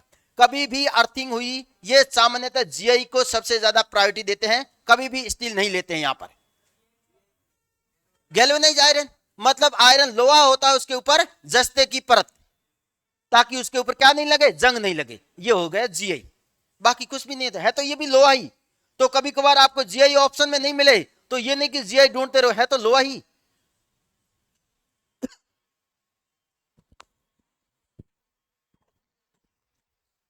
स्टील की नहीं होती क्या गे वायर, नहीं, स्टील का गे वायर कभी भी नहीं होता, ध्यान रख लेना है। हाँ, इसकी कोई फिक्स नहीं होती, वो तो मजबूती होगी कि किस साइड तनाव ज्यादा पड़ रहा है, समझे ना। जनरली हमेशा डेप्थ पूछते हैं, या तो अर्थिंग की पूछते हैं या फिर पोल की पूछते हैं, जिसकी होती है उसकी पूछते हैं निश्चित।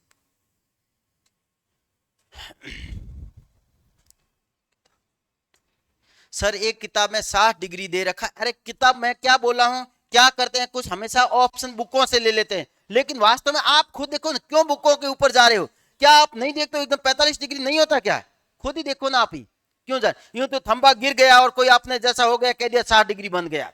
सामान्यतः जब होता है तो कितना रखते हैं अपन, 45 डिग्री बराबर रखते हैं। क्या थंबा एकदम लंबवत नहीं होता क्या, जब खंबा लंबवत होता है तो कोण 45 ही बनेगा। नाप लेना आप, सारे बुकों के ऊपर मत भागो, कुछ अपना भी दिमाग लगाओ वहां पर।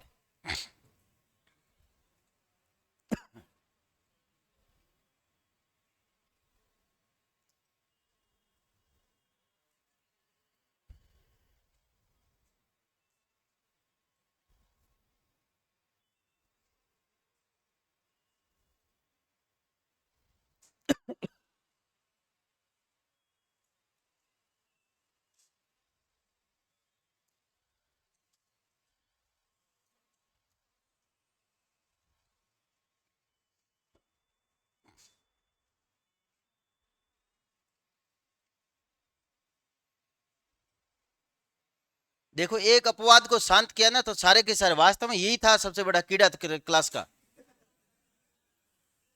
नहीं देख लो रियल में पता लगने लगा ना, तो ऐसे लोगों को मत करो कोई। देखो नुकसान आप उठाओगे, इनके तो कोई नहीं जाता, जिनकी वैसे ही बर्बाद है और बर्बाद दूसरों को करके जाएं, ये इनका टारगेट होता। तो इनको डायरेक्ट कहो ना अपने पास में बैठता है तो।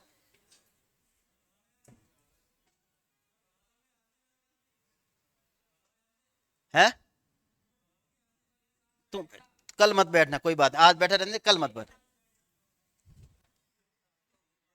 हो गया। नेक्स्ट आइए बात करते हैं अगले भाग। समझ आ गए सबको? ऐसे डायग्राम बना के देखोगे तो हमेशा के लिए याद रह जाएंगे। नहीं तो देखो बहुत सारे चीजें अपने को रटनी तो बहुत सारी है ही, तो ऐसी चीजों को डायरेक्ट याद रखो प्रैक्टिकली। आप कौन सा इंसुलेटर है देखो, ऐसे देखे इंसुलेटर कभी आपने? बहुत ज्यादा देखे। कैसे लगे होते हैं? सबसे इंपॉर्टेंट बात, ये हमेशा क्षैतिज लगे होते हैं। कैसे? क्षैतिज, हॉरिजॉन्टल। और वो कैसे लगे थे अपने? ऊर्ध्वाधर। दोनों में अंतर क्या हो गया पता लग गया?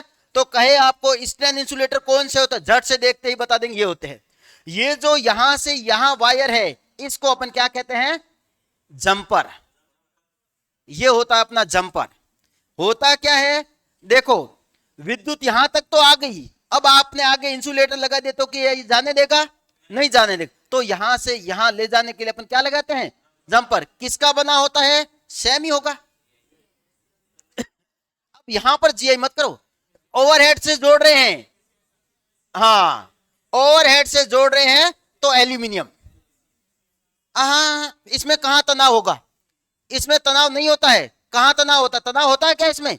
कभी नहीं। जहां तनाव की बात होती है वहां पर ACSR करो। यहां पर सबसे, क्योंकि वैसे तो ऑप्शन में भी नहीं मिलेगा, वो सबसे बेस्ट ऑप्शन होता है क्या?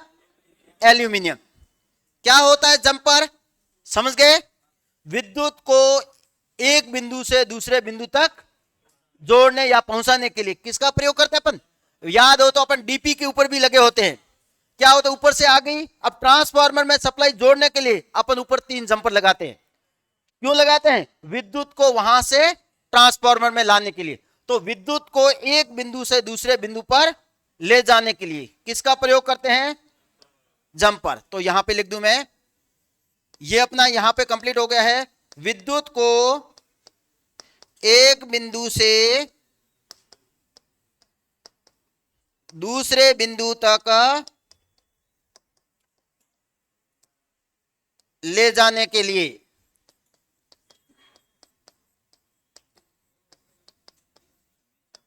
अब याद रखना जंपर हमेशा। हाँ, अपन याद हो तो अपन कॉपर का भी काम में लेते हैं, लेकिन वास्तव में ये नहीं कि यूं तो मशीनें होती है, वाइंडिंग एल्यूमिनियम भी होती है, लेकिन हमेशा जो ज्यादा प्रयोग में लिया जाता है या जो निमी में है वही सबसे बेस्ट ऑप्शन माना जाता है। अब बात करते हैं यहां पर कौन सा इंसुलेटर है ये अपना? स्ट्रेन।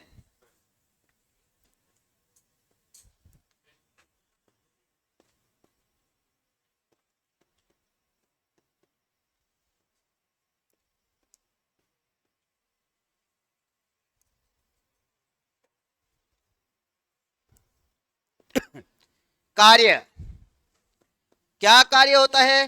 क्या इसको वोल्टेज का कार्य होता? नहीं। इसको ऐसे क्यों लगाया?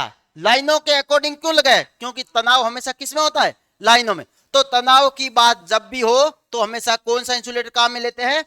Very good. तो क्या लिखेंगे लाइनों में? अब देखो मैं सिंपल लिख रहा हूं ओवरहेड लाइन, क्योंकि इसमें आपकी दोनों की दोनों लाइनें आ गई है।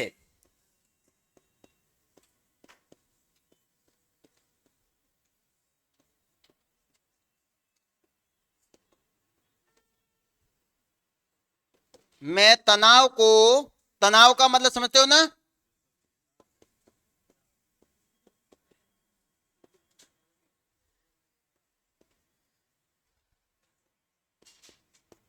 को कम करने के लिए।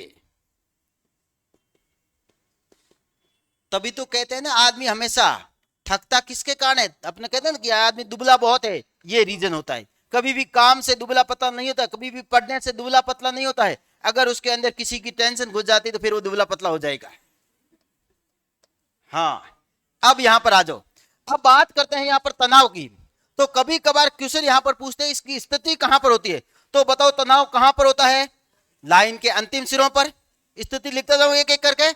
अपने को तो जहां लाइन खत्म होती है वहां तनाव सबसे ज्यादा होगा नहीं होगा। तो देखो एक एक करके लिख रहा हूं। लाइन के अंतिम सिरों पर, लाइनों के अंतिम वह स्टार्टिंग सिरों पर। और बताओ कहां पर होते हैं, यदि लाइन क्या हो रही है, मुड़ रही है, लाइनें मुड़ रही है, या अगर लाइन कोई पुल या नदी को क्रॉस कर रही है तो दो पोलों के बीच गैप क्या हो जाएगा, गैप ज्यादा होगा, तनाव क्या होगा, ज्यादा। या अपन क्या लिखेंगे, लाइनें नदी या पुल को क्रॉस कर रही है।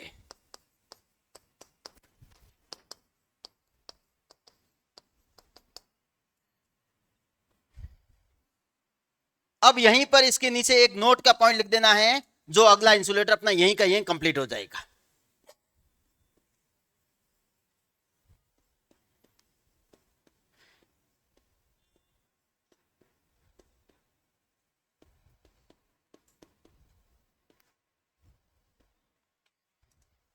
वैसे आजकल तो इसका प्रयोग ही नहीं करते हैं, लेकिन एक जो पॉइंट है वो तो देखो याद करना पड़ेगा।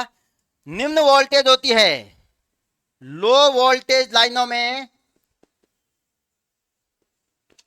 लो वोल्टेज लाइनों में तनाव को कम करने के लिए। फिर भी अगर मैं देखो वापस यहां साथ में क्यों लिखा है, अगर ऑप्शन में ये दोनों हैं तो प्रायोरिटी फिर भी किसको देंगे, इसको ही देंगे। अगर ये ऑप्शन में नहीं है तो पिन का उपयोग करते नहीं है, सस्पेंशन का करते नहीं है, डिस्क का करते नहीं है, तो लास्ट ऑप्शन यही रहेगा। ऐसे सेलेक्ट करने पड़ते हैं। आजकल इसका उपयोग केवल कहां तक रह गया है, इंडस्ट्री तक। इंडस्ट्री में या उद्योगों में इसका उपयोग किया जाता है। अभी आपको इसका डायग्राम बता दूंगा मैं, तो आप खुद कह दोगे हाँ वैसे अपन देखे नहीं है।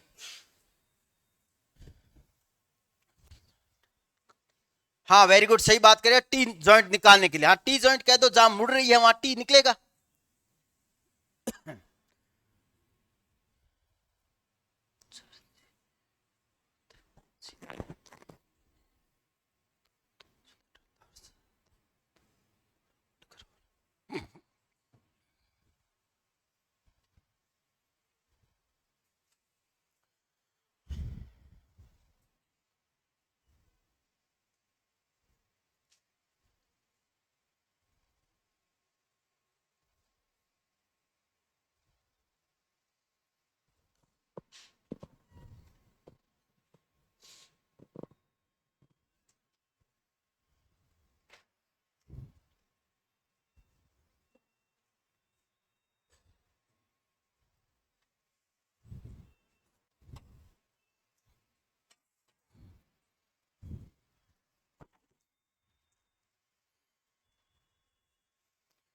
ये अपना एक टॉपिक यहाँ पे पॉइंट कंप्लीट हो गया है, कौन सा, इंसुलेटर।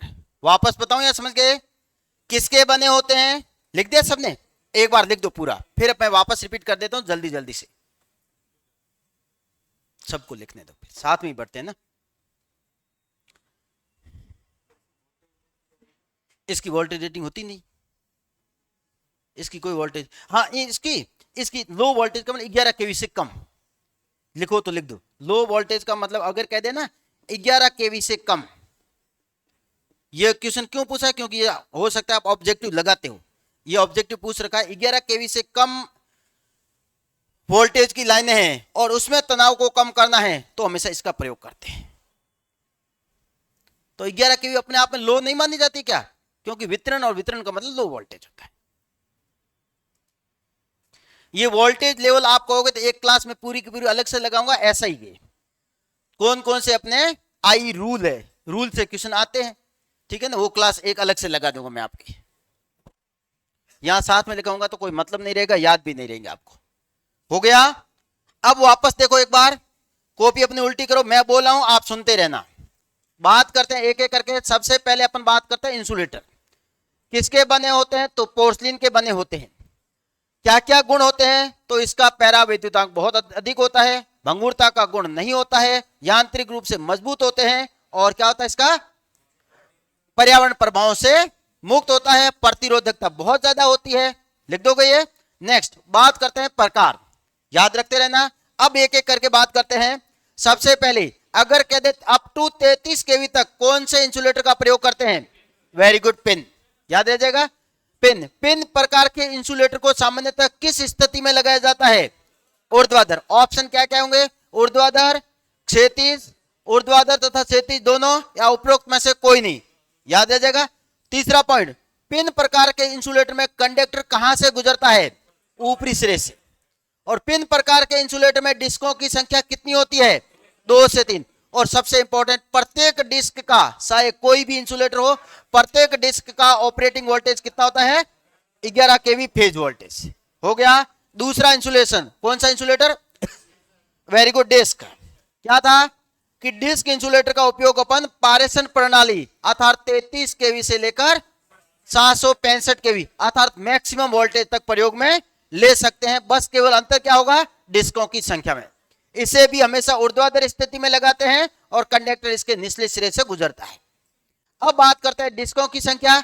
अगर 66 केवी है तो 4 या 5 होगा, अगर 132 है तो 8 होगा, अगर 220 है तो 13 होगा, और अगर 400 है तो 22 होगा। अब तो सबने लिख दिया होगा। नेक्स्ट आगे बढ़ते हैं। तीसरा कौन सा था अपना? स्टे। स्टे इंसुलेटर का मुख्यतः उपयोग केवल एंड केवल सुरक्षा के लिए करते हैं, अर्थात स्टे वायर में करते हैं। स्टे वायर इंसुलेटर को सामान्यतः धरातल से 2 से 3 मीटर की ऊंचाई पर लगाया जाता है और इसका कार्य केवल एंड केवल सुरक्षा प्रदान करना होता है। हो गया। नेक्स्ट इसके बाद अपने इंपॉर्टेंट पढ़ा था, क्यों लगाते हैं? तनाव को कम करने के लिए। तो तनाव की बात होती हो तो कौन सा सही होगा? कहां पे लगाते हैं? सारे के सारे उदाहरण लिख दिए मैंने आपको। जहां पे तनाव होता है, तनाव आप ही देखो, रस्सी को खींचकर देखो कहां तनाव ज्यादा होगा, उसके अनुसार अपन लगाते हैं। तो तनाव की बात होती है ये दो, सुरक्षा की बात होती है स्टे, और वोल्टेज की बात होती है तो 2 इंसुलेटर। ऐसे याद रख।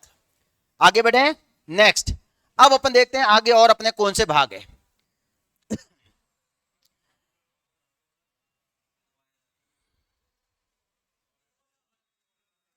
तो यहां पर आ जाओ, अपन कुछ और भाग लिख रहे हैं एक एक करके। क्या क्या लिखा था मैंने? जंपर लिखा दिया, आपको लिखाने की जरूरत नहीं है। क्रॉस आर्म लिखा दिया, वापस लिखने का कोई मतलब नहीं, जो जो नहीं लिखा है वो लिखा रहा हूं आपको। एक होता है अपना क्या? डैम्पर। इन दोनों का डायग्राम भी बता दिया, यहां पर देख लो, वापस देखो, ये रहा अपना क्रॉस आर्म, ये देखा है ना साहब ने, ये होता है क्रॉस आर्म। बाकी इसके बारे में पॉइंट लिखा दिया है। ये रहा आपके सामने स्टे वायर, इसी का ही अन्य नाम ये रहा, याद रह जाएगा। बाकी इसके बारे में लिखा दिया आपको। अब जो लिखा रहा हूं वो क्या है? अपना डैम्पर। मेरे ख्याल से सबने देखा होगा डैम्पर। ये एक नया वर्ड है, वास्तव में देखा तो सबने है लेकिन इसको ज्यादा ध्यान नहीं देते हैं। अपन को पता है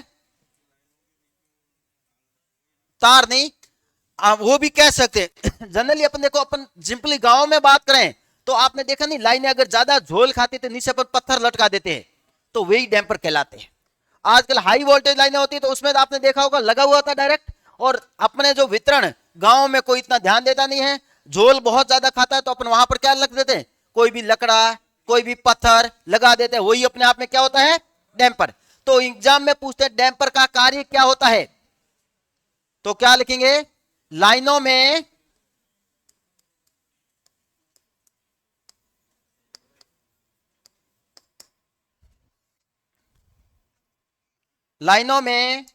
कंपन को कम करने के लिए किसका प्रयोग करते हैं अपन? डैम्पर का। नाम कितना बड़ा है और काम अब आपको समझ में आया कि वास्तव में ये तो कुछ नहीं है, ये तो जो पत्थर लगाते हैं वो अपने आप में एक डैम्पर कहलाता है, लेकिन नाम देख लो कितना बड़ा है। नेक्स्ट, जंपर लिखा दिया है आपको, टिक कर दूं। नेक्स्ट, अगला आता है एक, ये बहुत बार आजकल पूछते हैं, फुटबॉल। क्या क्या पूछते हैं? यहां से दो क्वेश्चन पूछते हैं। कैसे होता है देखो, यहां पर ये देखो, ये ऐसे लगे हुए देखे हो तो आपने कभी, कहां पे लगाते हैं? पहले तो यही क्वेश्चन पूछते हैं, हाई वोल्टेज लाइनों में, केवल एंड केवल इसका उपयोग करते हैं एक्स्ट्रा हाई वोल्टेज लाइनों में। पहला क्वेश्चन यही है। क्या अपने वितरण लाइनों में होता है? नहीं होता है। तो फिर हाई वोल्टेज लाइनों में ही क्यों लगाते हैं? वेरी गुड, क्योंकि हाई वोल्टेज लाइनों की ग्राउंड तल से हाइट क्या होती है? ज्यादा होती है, और वहां पर जो एरोप्लेन होते हैं उनको क्या रहता है? पता लगे। एल्यूमिनियम तो दिखता नहीं है, इसी का इसका जो सामान्यतः कलर होता है वो भी आप देख लो। सामान्यतः किस कलर के होते हैं? जो वह कलर होता है जो दूर से दिखाई देता है, और दूर से दिखाई देता है रेड या ऑरेंज। बस खत्म बात होगी। तो लिख दो इसके बारे में, क्या लिखूंगा? फुटबॉल किस में प्रयोग में लेते हैं? एक्स्ट्रा हाई वोल्टेज लाइनों में, एक्स्ट्रा हाई वोल्टेज लाइनों में इसका प्रयोग किया जाता है। यह क्वेश्चन एग्जाम में पूछ सकते हैं। क्यों करते हैं? वायुयानों को, अपन तो वहां जाएंगे नहीं, अपने को क्या लेना देना है? वायुयानों को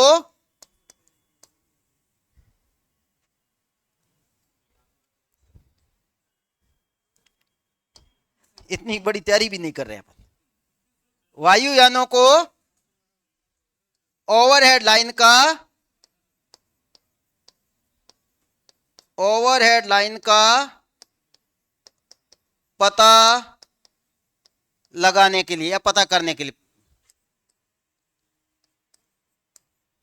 यही बड़ा नाम है। और काम देख लो, और क्वेश्चन आ जाते हैं अपन के एग्जाम में। ऐसा मैंने तो कभी नहीं देखा है, इस फुटबॉल को नहीं देखा है, तो ये गलती आपकी है। अब इसमें मैं तो क्या कर सकता हूं? आप नहीं देखा है, वास्तव में देखा है नहीं देखा आपने बताओ? देखा है तो मैं क्या करूं?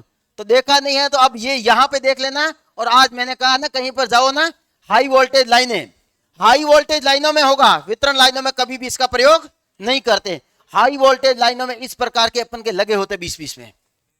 और डैम्पर भी आपको इस प्रकार से देखो, यहां पर ऐसे, अगर ये ऐसे लगे हुए हैं वो तो है डैम्पर, और अगर ऐसे फुटबॉल तो आपको अपना आप पता लग जाए, गोल होते हैं। लिख दो,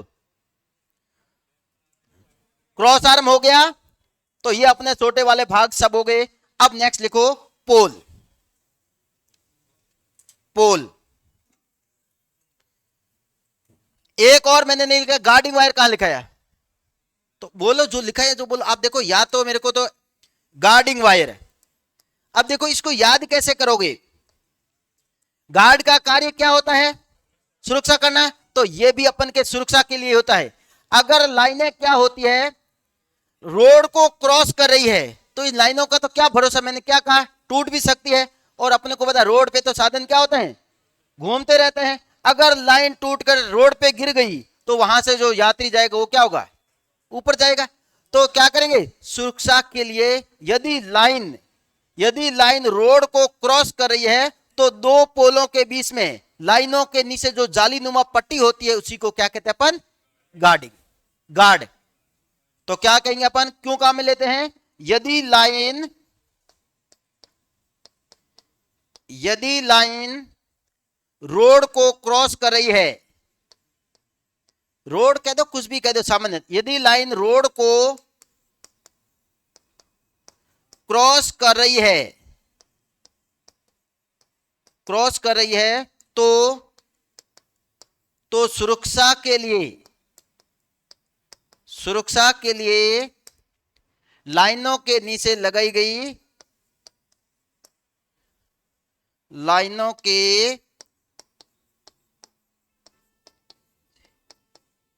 लगाई गई जालीनुमा पट्टी,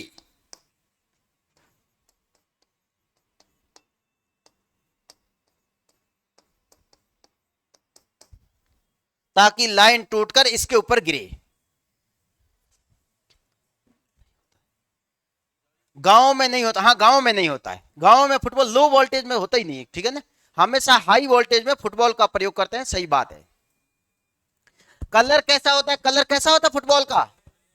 सर फुटबॉल किसकी बनी होती है देख लेना जाकर, मैं तो गया नहीं इतना ऊपर और मेरे को जाना भी नहीं अभी तक, थोड़ा यहाँ पर हवा लेनी है, जब लगेगा ना कि अब जाना है तो देख कर आ जाएंगे, अपन दोनों साथ में चलेंगे। कौन है? योगराज। जनरली इसके अंदर क्या लगे होते हैं? एलईडी लगे होते हैं, ताकि पता लगे रात को भी वो क्या होती है, चमकती रहे। हाँ हो गया। नेक्स्ट, ये थे अपन के छोटे छोटे भाग। नेक्स्ट आगे आओ, एक और बहुत इंपॉर्टेंट वापस भाग कर रहे हैं, कौन सा? पोल। पोल सबने देख रखे हैं, अब ये भी मत कहना सर हमने पोल नहीं देखे।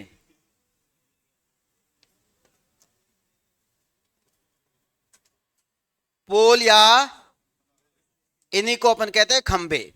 क्यों काम में लेते हैं? ये रीजन देखो, मैंने आपको पहले बताया था, याद हो तो एक पॉइंट क्या बताया था, ओवरहेड लाइनों के ऊपर किसी प्रकार का इंसुलेशन नहीं होता है, तो इंसुलेशन नहीं होगा, ग्राउंड पर होंगे तब तो खतरनाक ही है। तो ओवरहेड लाइनों को भूमि से तल प्रदान करने के लिए किसका प्रयोग करते हैं अपन? पोल का। देखो यहां पर मैंने स्पष्ट लिखा है ओवरहेड, अपने आप में करना है, ऐसा क्यों? क्योंकि ओवरहेड लाइनों पर किसी प्रकार का इंसुलेशन नहीं होता है, ये आपका ऑब्जेक्टिव क्वेश्चन बनता है यहां से। ओवरहेड लाइनों को भूमि से तल प्रदान करने के लिए, तल का मतलब समझ गए ना? हाँ, तल प्रदान करने के लिए, ऊंचाई प्रदान करने के लिए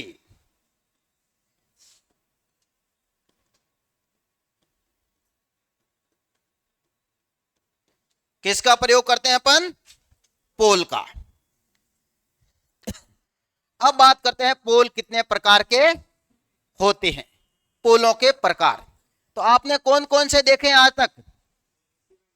सीमेंट, मतलब उसको कहते हैं आरसीसी, ये सबसे ज्यादा क्वेश्चन भी यहीं से पूछते हैं, आरसीसी से। तो देखो अगर मैं कहूं कौन कौन से होते हैं, तो पहले के टाइम अपन लकड़ी के पोल भी काम में लेते थे, लेकिन आज के समय में नहीं के बराबर है, लेकिन लिखना तो पड़ेगा। दूसरा कौन सा होता है सबसे ज्यादा जो काम में लिया जाता है? आरसीसी। क्वेश्चन भी यहीं से आएंगे आपके, आपके क्या हर किसी के यहीं से आते हैं आरसीसी से। इसका पूरा नाम क्या होता है? Reinforce cement concrete. एक कौन से होते हैं? ये तो अपन गांव में काम में लेते हैं, गांव में काम में लेते हैं, शहरों में तो इसका काम में नहीं लेते हैं। शहरों में इसके स्थान पर किसका प्रयोग करते हैं? स्टील। आप बाहर ही लगे हुए देख लो, स्टील पोल, क्योंकि ये देखो ये भारी होता है, ये भारी होता है, अपने को पता है यहाँ पर तो क्या था, गाड़ियां बहुत ज्यादा रहती है, चलते फिरते रहते हैं, और ये टूटने की संभावना आजकल बहुत ज्यादा है, टूटेंगे तो नुकसान करेंगे, और गांव में टूटेंगे तो कोई बात नहीं, दूसरा लगा देंगे। यहां पर तो देखो आसपास क्या होगा, तो नुकसान से बचने के लिए अपन कौन से पोल का प्रयोग करते हैं?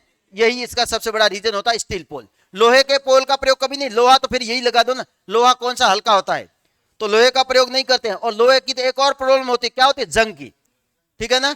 लोहे के पोलों का प्रयोग कहां करते हैं, कोई बता सकता है? रेलवे लाइनों में, ये क्वेश्चन पूछते हैं एग्जाम में। और कौन से हो गए? ये तो होता है स्टील पोल, और एक होता है steel tower. Steel tower, tower और पोल में क्या अंतर होता है? मेरे ख्याल से सब जानते हैं, टावर का मतलब हाइट ज्यादा, और पोल अपन कहते हैं जिसकी हाइट क्या होती है? कम होती है। अब आओ जो क्वेश्चन एग्जाम में पूछते हैं वो देखो। पहले तो इसका पूरा नाम पूछते हैं, सबको पता होगा, रेनफोर्स सीमेंट कंक्रीट। एक तो यही क्वेश्चन अपन के एग्जाम में पूछते हैं।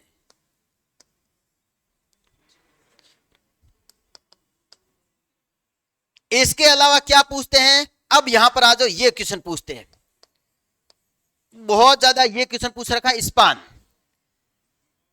स्पान का मतलब होता है दो पोलों के बीच का गैप, दो पोलों के बीच की दूरी। समझ गए या नहीं समझे? दो पोलों के जो बीच की दूरी होती है उसी को अपन क्या कहते हैं? स्पान। बात करते हैं लकड़ी के पोलों का, कितना होता है, कोई बता सकता है? ये स्टैंडर्ड डेटा है एकदम निमी के, 40 से 50 मीटर। लेकिन एग्जाम में किसका पूछते हैं? कोई नहीं पूछता इसका, भले क्रॉस कर दो, आज तक नहीं पूछा गया है, कई बार पूछ रखा है। यहां पर तो डेटा भी ज्यादा लिखूंगा, आपको ऑप्शन देकर करना है 80 से 100 मीटर। अगर ये ऑप्शन में नहीं है तो 60 से 100 मीटर भी सही माना जाएगा। अगर ऐसी प्रास नहीं दे रखी है तो निमी का एक स्टैंडर्ड डेटा है, कितना होता है 67 मीटर। तो देखो आपको ऑप्शन में क्या है, सामान्यतः आप देखोगे तो रेंज यही रहेगी, इस रेंज के अनुसार अपने को क्या करना है, सही करना है। स्टील पोल कौन बताएगा? वैसे तो इसकी कोई मेरे ख्याल से कोई पूछता भी नहीं है, आपने देखा हो तो एक घर से दूसरे घर के आगे लगा पड़ा है, क्या कोई मतलब है? तो लिखो तो लिख दो, मेरे ख्याल से आजकल ये बुकें पूरी मतलब की नहीं है। हाँ बुकों के अनुसार लिखूं तो आपको तो लिख सकता हूं मैं, बाकी मेरे ख्याल से इसका कोई डेटा इंपॉर्टेंट नहीं है, क्योंकि हर घर के आगे पोल लगा हुआ है और हर घर के बीच में दूरी तो कितनी नहीं है, 10 मीटर भी नहीं होगी, ठीक है ना। तो इसी कारण ये कोई नहीं मत याद रखो, याद रखो ये कितना होता है। अब यहां पर आओ स्टील टावर की, इसका वापस इंपॉर्टेंट है, सामान्यतः इसकी क्या होती है 200 मीटर से अधिक, 300 मीटर से अधिक। तो ऑप्शन के अनुसार आपको देखना है, बस जो ऑप्शन में वही सही है। 100 मीटर से कम है तब तक तो ये आएंगे, 100 मीटर से ऑप्शन अधिक है तो क्या आएगा आपका स्टील टावर। समझ आ गया? आओ दूसरा बात करते हैं ऑपरेटिंग वोल्टेज।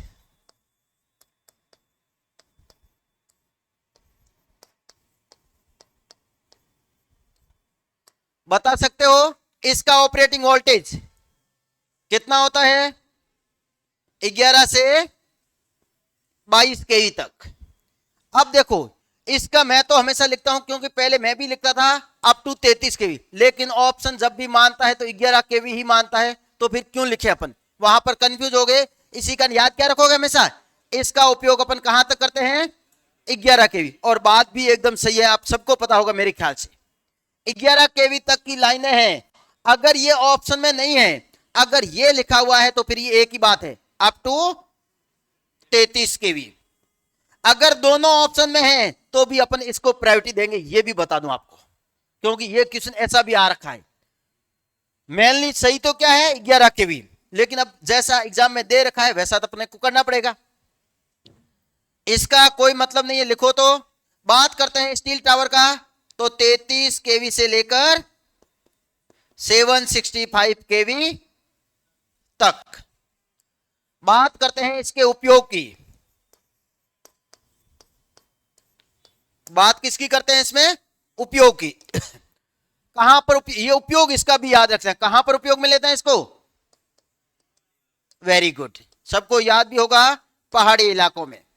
इसकी अभी एक क्वेश्चन आया था कि लकड़ी के पोलों की सबसे बड़ा डिसएडवांटेज क्या है, वेरी गुड, दीमक। क्या होता है, जहां से ये जमीन के अंदर रहते हैं वहां से दीमक कीड़ों के लगने की संभावना है, जिसके कारण इसकी आयु क्या होती है, कम। ये क्वेश्चन एग्जाम में अभी पूछ रखा है। तो कहां पे लगाते हैं, केवल एंड केवल पहाड़ी इलाकों में। क्यों? क्योंकि ये हल्के होते हैं, आरसीसी भारी होते हैं, वहां पहाड़ी इलाकों में आपको तल होता है वो एक समान नहीं मिलता है, इसी कारण लगाते हैं। कहां पे लगाते हैं इसको, गलत वर्ड है, ग्रामीण। हाँ, अरे 11 केवी का मतलब क्या हुआ, वितरण प्रणाली हुआ ना। हाँ ठीक है, ऑप्शन ऐसा देंगे नहीं आपको ग्रामीण, ऑप्शन देंगे आपको वितरण प्रणाली, और इसका उपयोग करते हैं अपन पारेषण प्रणाली में।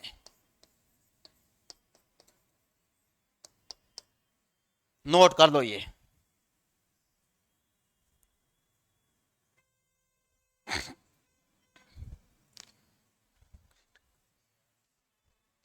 सीमेंट कंक्रीट का भी तो पोल, अरे ये सीमेंट कंक्रीट ही है। हाँ आरसीसी क्या है और क्या है, ये क्या सीमेंट कंक्रीट नहीं लिखा हुआ है, कि सीमेंट कंक्रीट का भी होता है ना, तो सीमेंट कंक्रीट ही लिखा हुआ है। कौन है ये, सीमेंट कंक्रीट। सीमेंट अकेली थोड़ी होती है, उसके नीचे अपन बजरी नहीं मिलाते क्या, तो बजरी होती है कंक्रीट। सीमेंट कंक्रीट का भी पोल होता है। स्पान क्या होता है, स्पान क्या होता है, कितना अच्छे से बताया, दो पोलों के बीच की दूरी। दो पोल, एक पोल वहां पर होता है, दूसरा पोल ये होता है ना, इसके बीच की जब अपन दूरी मानते हैं उसी को अपन स्पान कहते हैं।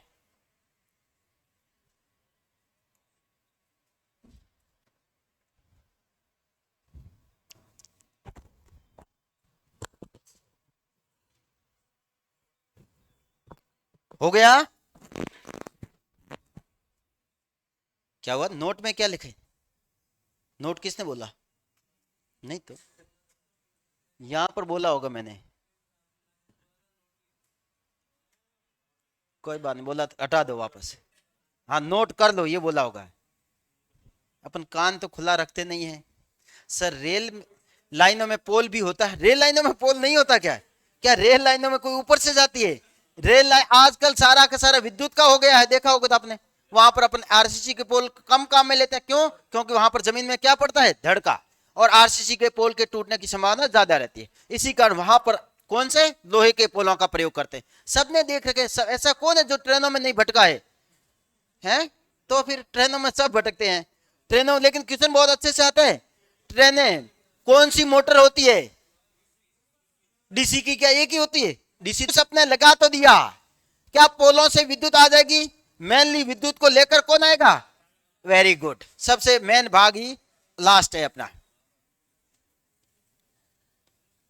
अब यहां पर जब अपन बात करेंगे तो काफी इंपॉर्टेंट बातें हैं, और मैंने आपको कुछ बातें तो लिखा दी। कौन है ये? कुछ बातें तो आपको पहले ही मैंने लिखा दी है। क्या क्या लिखा है ये देखो। अगर मैं यहां पर कंडक्टर का शेप देखूं तो ये रही आपको। अब देखो मैंने आपको कुछ बातें बताई दी। ये कहलाता है इसका फर्स्ट लेयर, दिख रही है आपको? ये कहलाती है इसकी पहली लेयर, फर्स्ट लेयर। क्योंकि यहां से क्वेश्चन क्या आता मैं अभी आपको बताऊंगा। ये कहलाती है इसकी क्या? Second layer. फिर थर्ड, ऐसे हो जाएगी ना, सेकेंड लेयर। फर्स्ट लेयर हमेशा किसकी बनी होती है? इसी को कोर कहते हैं। और फर्स्ट लेयर में केवल कितना कंडक्टर होता है? हमेशा एक ही होता है।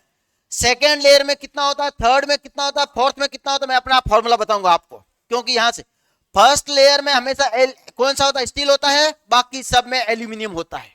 याद रह जाएगा। आओ यहां पर एक एक करके बात करते हैं अपन। सबसे पहले बात करूं किसका बना होता है, तो पहले ही लिखा दिया आपको।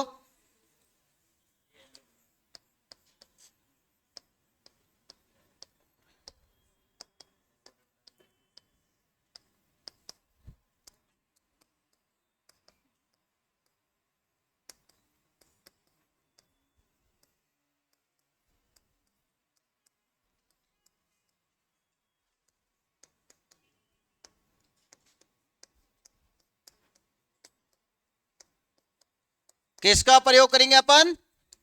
आप देखो एसीएसआर के बारे में आपको सब कुछ लिखा दिया है, वापस लिखाने की जरूरत है नहीं। कुछ और इंपॉर्टेंट अपन यहां पर बातें लिखते हैं कि एल्यूमिनियम का ही प्रयोग क्यों करते हैं। तो पहला रीजन, कॉपर की तुलना में, कॉपर की तुलना में सस्ता होता है, पहला रीजन। दूसरा इससे भी ज्यादा इंपॉर्टेंट है जो डायरेक्ट बनता है, कॉपर की तुलना में इसका भार केवल कितना होता है? कोई बता सकता है? 50%। कॉपर का भार। और तीसरा आपको पूछ सकते हैं यहां पर, कॉपर की तुलना में इसकी कंडक्टिविटी कितनी होती है? तो वो जो आप बोले थे अभी, कितनी बोले थे? 60%।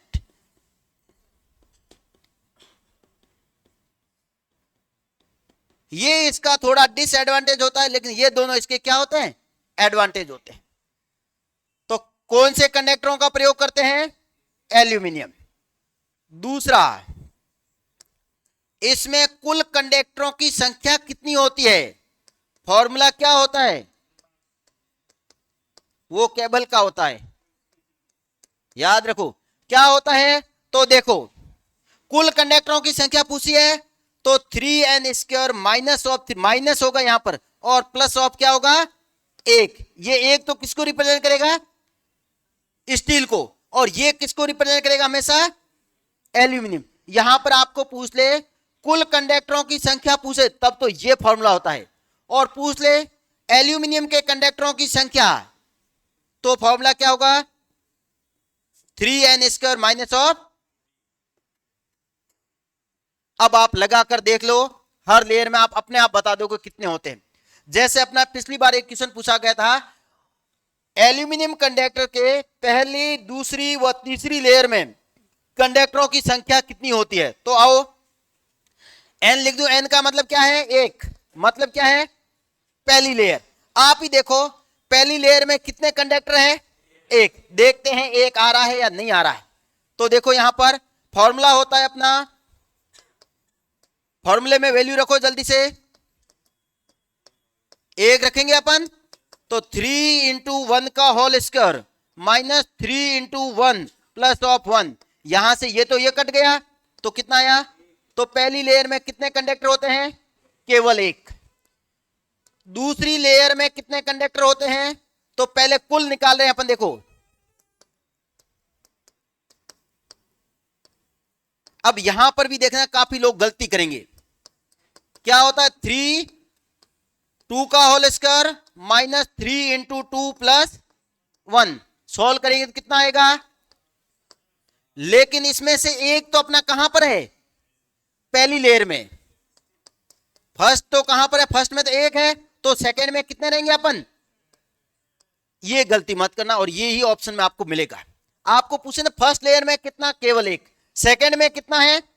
आपको पूछे कि दो लेयर में कुल कंडक्टर कितने हैं, तब तो होगा दूसरी लेयर में कितने कंडक्टर है? एल्यूमिनियम के कितने कंडक्टर है? क्योंकि एक तो अपना स्टील का है। आओ यहां पर बात करते हैं, एक और करा दूं आपको तो प्रूव करके। जैसे मैं कहूं तीसरी लेयर में, इससे ज्यादा आपके कुछ नहीं पूछेंगे।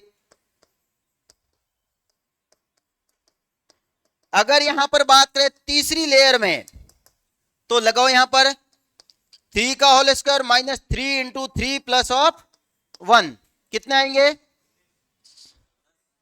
19। ये तो टोटल टोटल पूछे तो कितने हैं? 19। उसमें से मेरे को पता है फर्स्ट लेयर में कितना है? एक। सेकेंड लेयर में कितना है? तो बताओ थर्ड में कितने होंगे? ये देखो, तो आपको पूछा है फर्स्ट सेकेंड और थर्ड लेयर में कितने कंडक्टर है? 1 6 और 12। अब बताओ, अब देखो एक बार लिखना बंद करो, यहां पर देखो, यहां से क्वेश्चन आपको समझाने की कोशिश करता हूं। आपको पूछे कि 3 लेयर कंडक्टर में कुल एल्यूमिनियम कंडक्टरों की संख्या कितनी है? 18। Very good. 3 लेयर कंडक्टर में तीसरे लेयर में कंडक्टर कितने हैं? 12। 3 लेयर कंडक्टर में दूसरी लेयर में कितने कंडक्टर है? वेरी गुड, नोट कर लो इसको।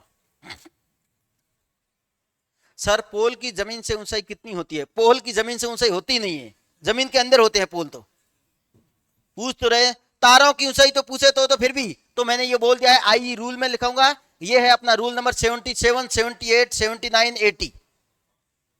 19 फुट होती है। आपको याद है तो मैं बता देता हूं, लिख देना, क्योंकि आपको जो याद है वही आप पूछते हो। लो या मीडियम वोल्टेज होती है तब तो 19 फुट मानते हैं, नहीं तो फिर 20 फुट मानते हैं। ठीक है, तो मैं वहां पे लिखाऊंगा। और पोल की कोई हाइट नहीं होती है, किसकी होती है? ओवरहेड लाइन की हाइट होती है।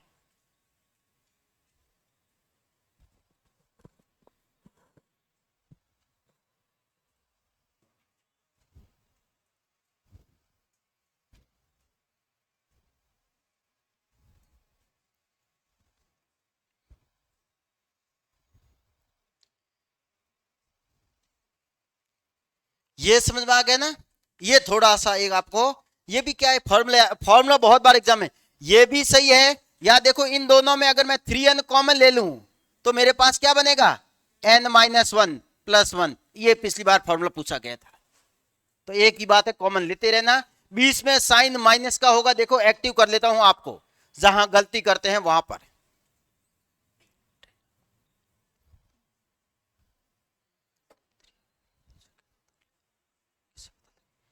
सर n बराबर थर्ड, सेकेंड और फर्स्ट लेयर का कैसे पता लगेगा? एग्जाम पेपर में दिया हुआ होगा, एग्जाम में दिया होगा। 2 लेयर कंडक्टर में कुल कंडक्टरों की संख्या, आप अपने आप लिखें, जो ऑप्शन में है 7। 2 लेयर कंडक्टर में कुल एल्यूमिनियम कंडक्टरों की संख्या, तो क्या नहीं दिया हुआ? सब कुछ दिया हुआ है ना। हो गया। नेक्स्ट, और एक अपन नोट के अंदर लास्ट पॉइंट लिख दो कि जो लाइनें होती है उनको वर्गीकरण लंबाई के आधार पर लिख दिया सबने? लिखो आराम से।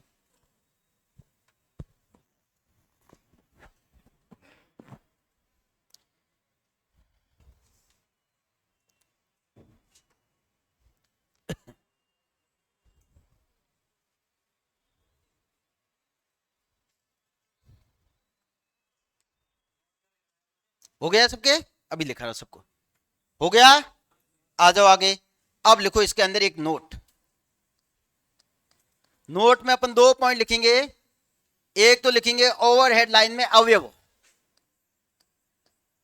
ओवरहेड लाइन में कौन कौन से अवयव होते हैं। अवयव का मतलब समझते हो? क्या प्रतिरोध होता है, क्या कैपेसिटर होता है, क्या इंडक्टर होता है, या क्या तीनों होते हैं? पहला तो यह है। दूसरा, ओवरहेड लाइन का वर्गीकरण।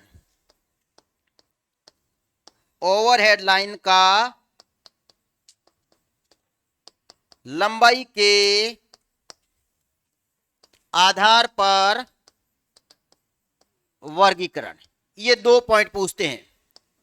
अब बताओ, पहले ऊपर तो आप बताओ, ओवरहेड लाइन सबने देख रखी है। ओवरहेड लाइन में कौन कौन से अवयव होते हैं? क्या प्रतिरोध होता है, नहीं होता है? जब एल्यूमिनियम है तो प्रतिरोध तो होगा ही होगा, इसका मतलब आर होता है, ये लिख दिया। क्या कैपेसिटर होता है?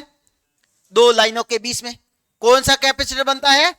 वायु कैपेसिटर, इसका मतलब सी भी होता है। लाइन ऐसे ट्विस्ट फॉर्म में होती है, नहीं होती है? इसका मतलब इंडक्टर भी होता है, और एक लास्ट कंडक्टेंस भी होता है। चारों अवयव होते हैं, आर एल सी जी। अब एग्जाम में ये नहीं, एग्जाम में पूछते हैं इसमें से कौन से सीरीज अवयव होते हैं। तो सीरीज कौन कौन से होते हैं? सीरीज अवयव होते हैं प्रतिरोध और इंडक्टर, आर वह एल, और 2 होते हैं अपने कौन से? शंट अवयव। आपको तो डायग्राम बना के बता दूं, सी व जी। अब लाइन बना के बता रहा हूं, इधर आओ। देखो यहां पर अपनी लाइनें ऐसे होती नहीं होती है, यहां पर देखो ये ऐसे, ये 3 लाइनें होती है जिसको अपन कहते हैं आर वाई बी। अब देखो प्रतिरोध कहां पर होता है? जहां पे लाइन होती है। तो लाइन यहां पर है, तो ये एल्यूमिनियम है, तो एल्यूमिनियम का अपना प्रतिरोध होगा या नहीं होगा? तो ये प्रतिरोध। ट्विस्ट कहां पर बन रहा है? लाइन में बन रहा है, तो ये लाइन में बन गया, खत्म बात। 2, कैपेसिटर कहां पर होता है? यहां पर तो कोई लाइन होता नहीं। कैपेसिटर क्या होता है? 2 धात्विक प्लेटों के बीच में किसी पैरावैद्युतांक को भर दिया जाए तो किसका निर्माण होगा? कैपेसिटर। माइका भरा है तो माइका कैपेसिटर, पेपर भरा है तो पेपर कैपेसिटर, वायु भरी है तो वायु कैपेसिटर। तो यहां पर माध्यम क्या है? वायु। तो कैपेसिटर कहां बन रहा है? तो ये लिख दिया वायु। वायु का भी अपना प्रतिरोध होता है, नहीं होता है? जब अपन ने यहां पर प्रतिरोध ले लिया है तो प्रतिरोध का उल्टा क्या होता है? तो यहां पर ये कंडक्टेंस ले लिया है। तो 2 तो कहां पर होते हैं? सीरीज में, और 2 कहां पर होते हैं? समांतर, और समांतर को अपन क्या कहते हैं? शंट। आगे समझ में?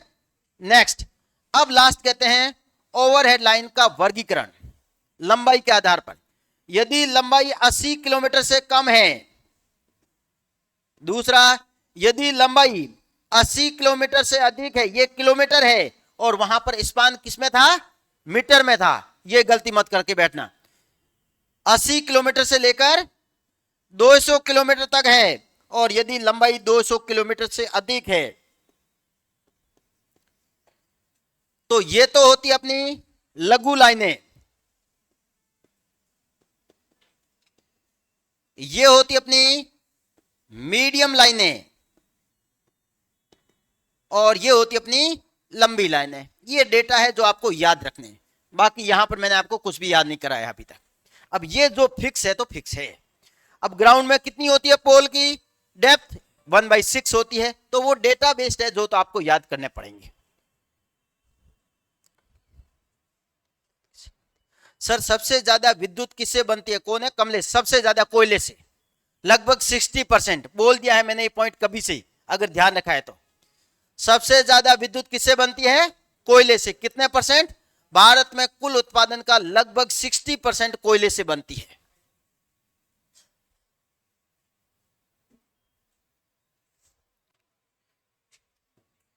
तो ये थे अपन के पारेषण और वितरण के अवयव।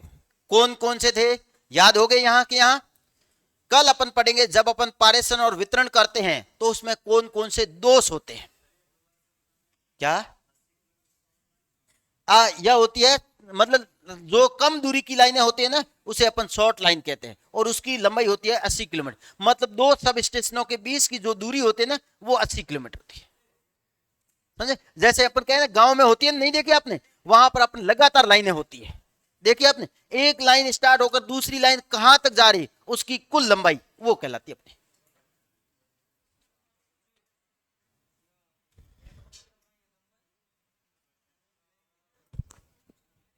हाँ, लेंथ। तो इसको आप नोट कर लो एक बार, जल्दी से मैं वापस रिपीट कर लेता हूं, जल्दी से कर लो इसको एक बार।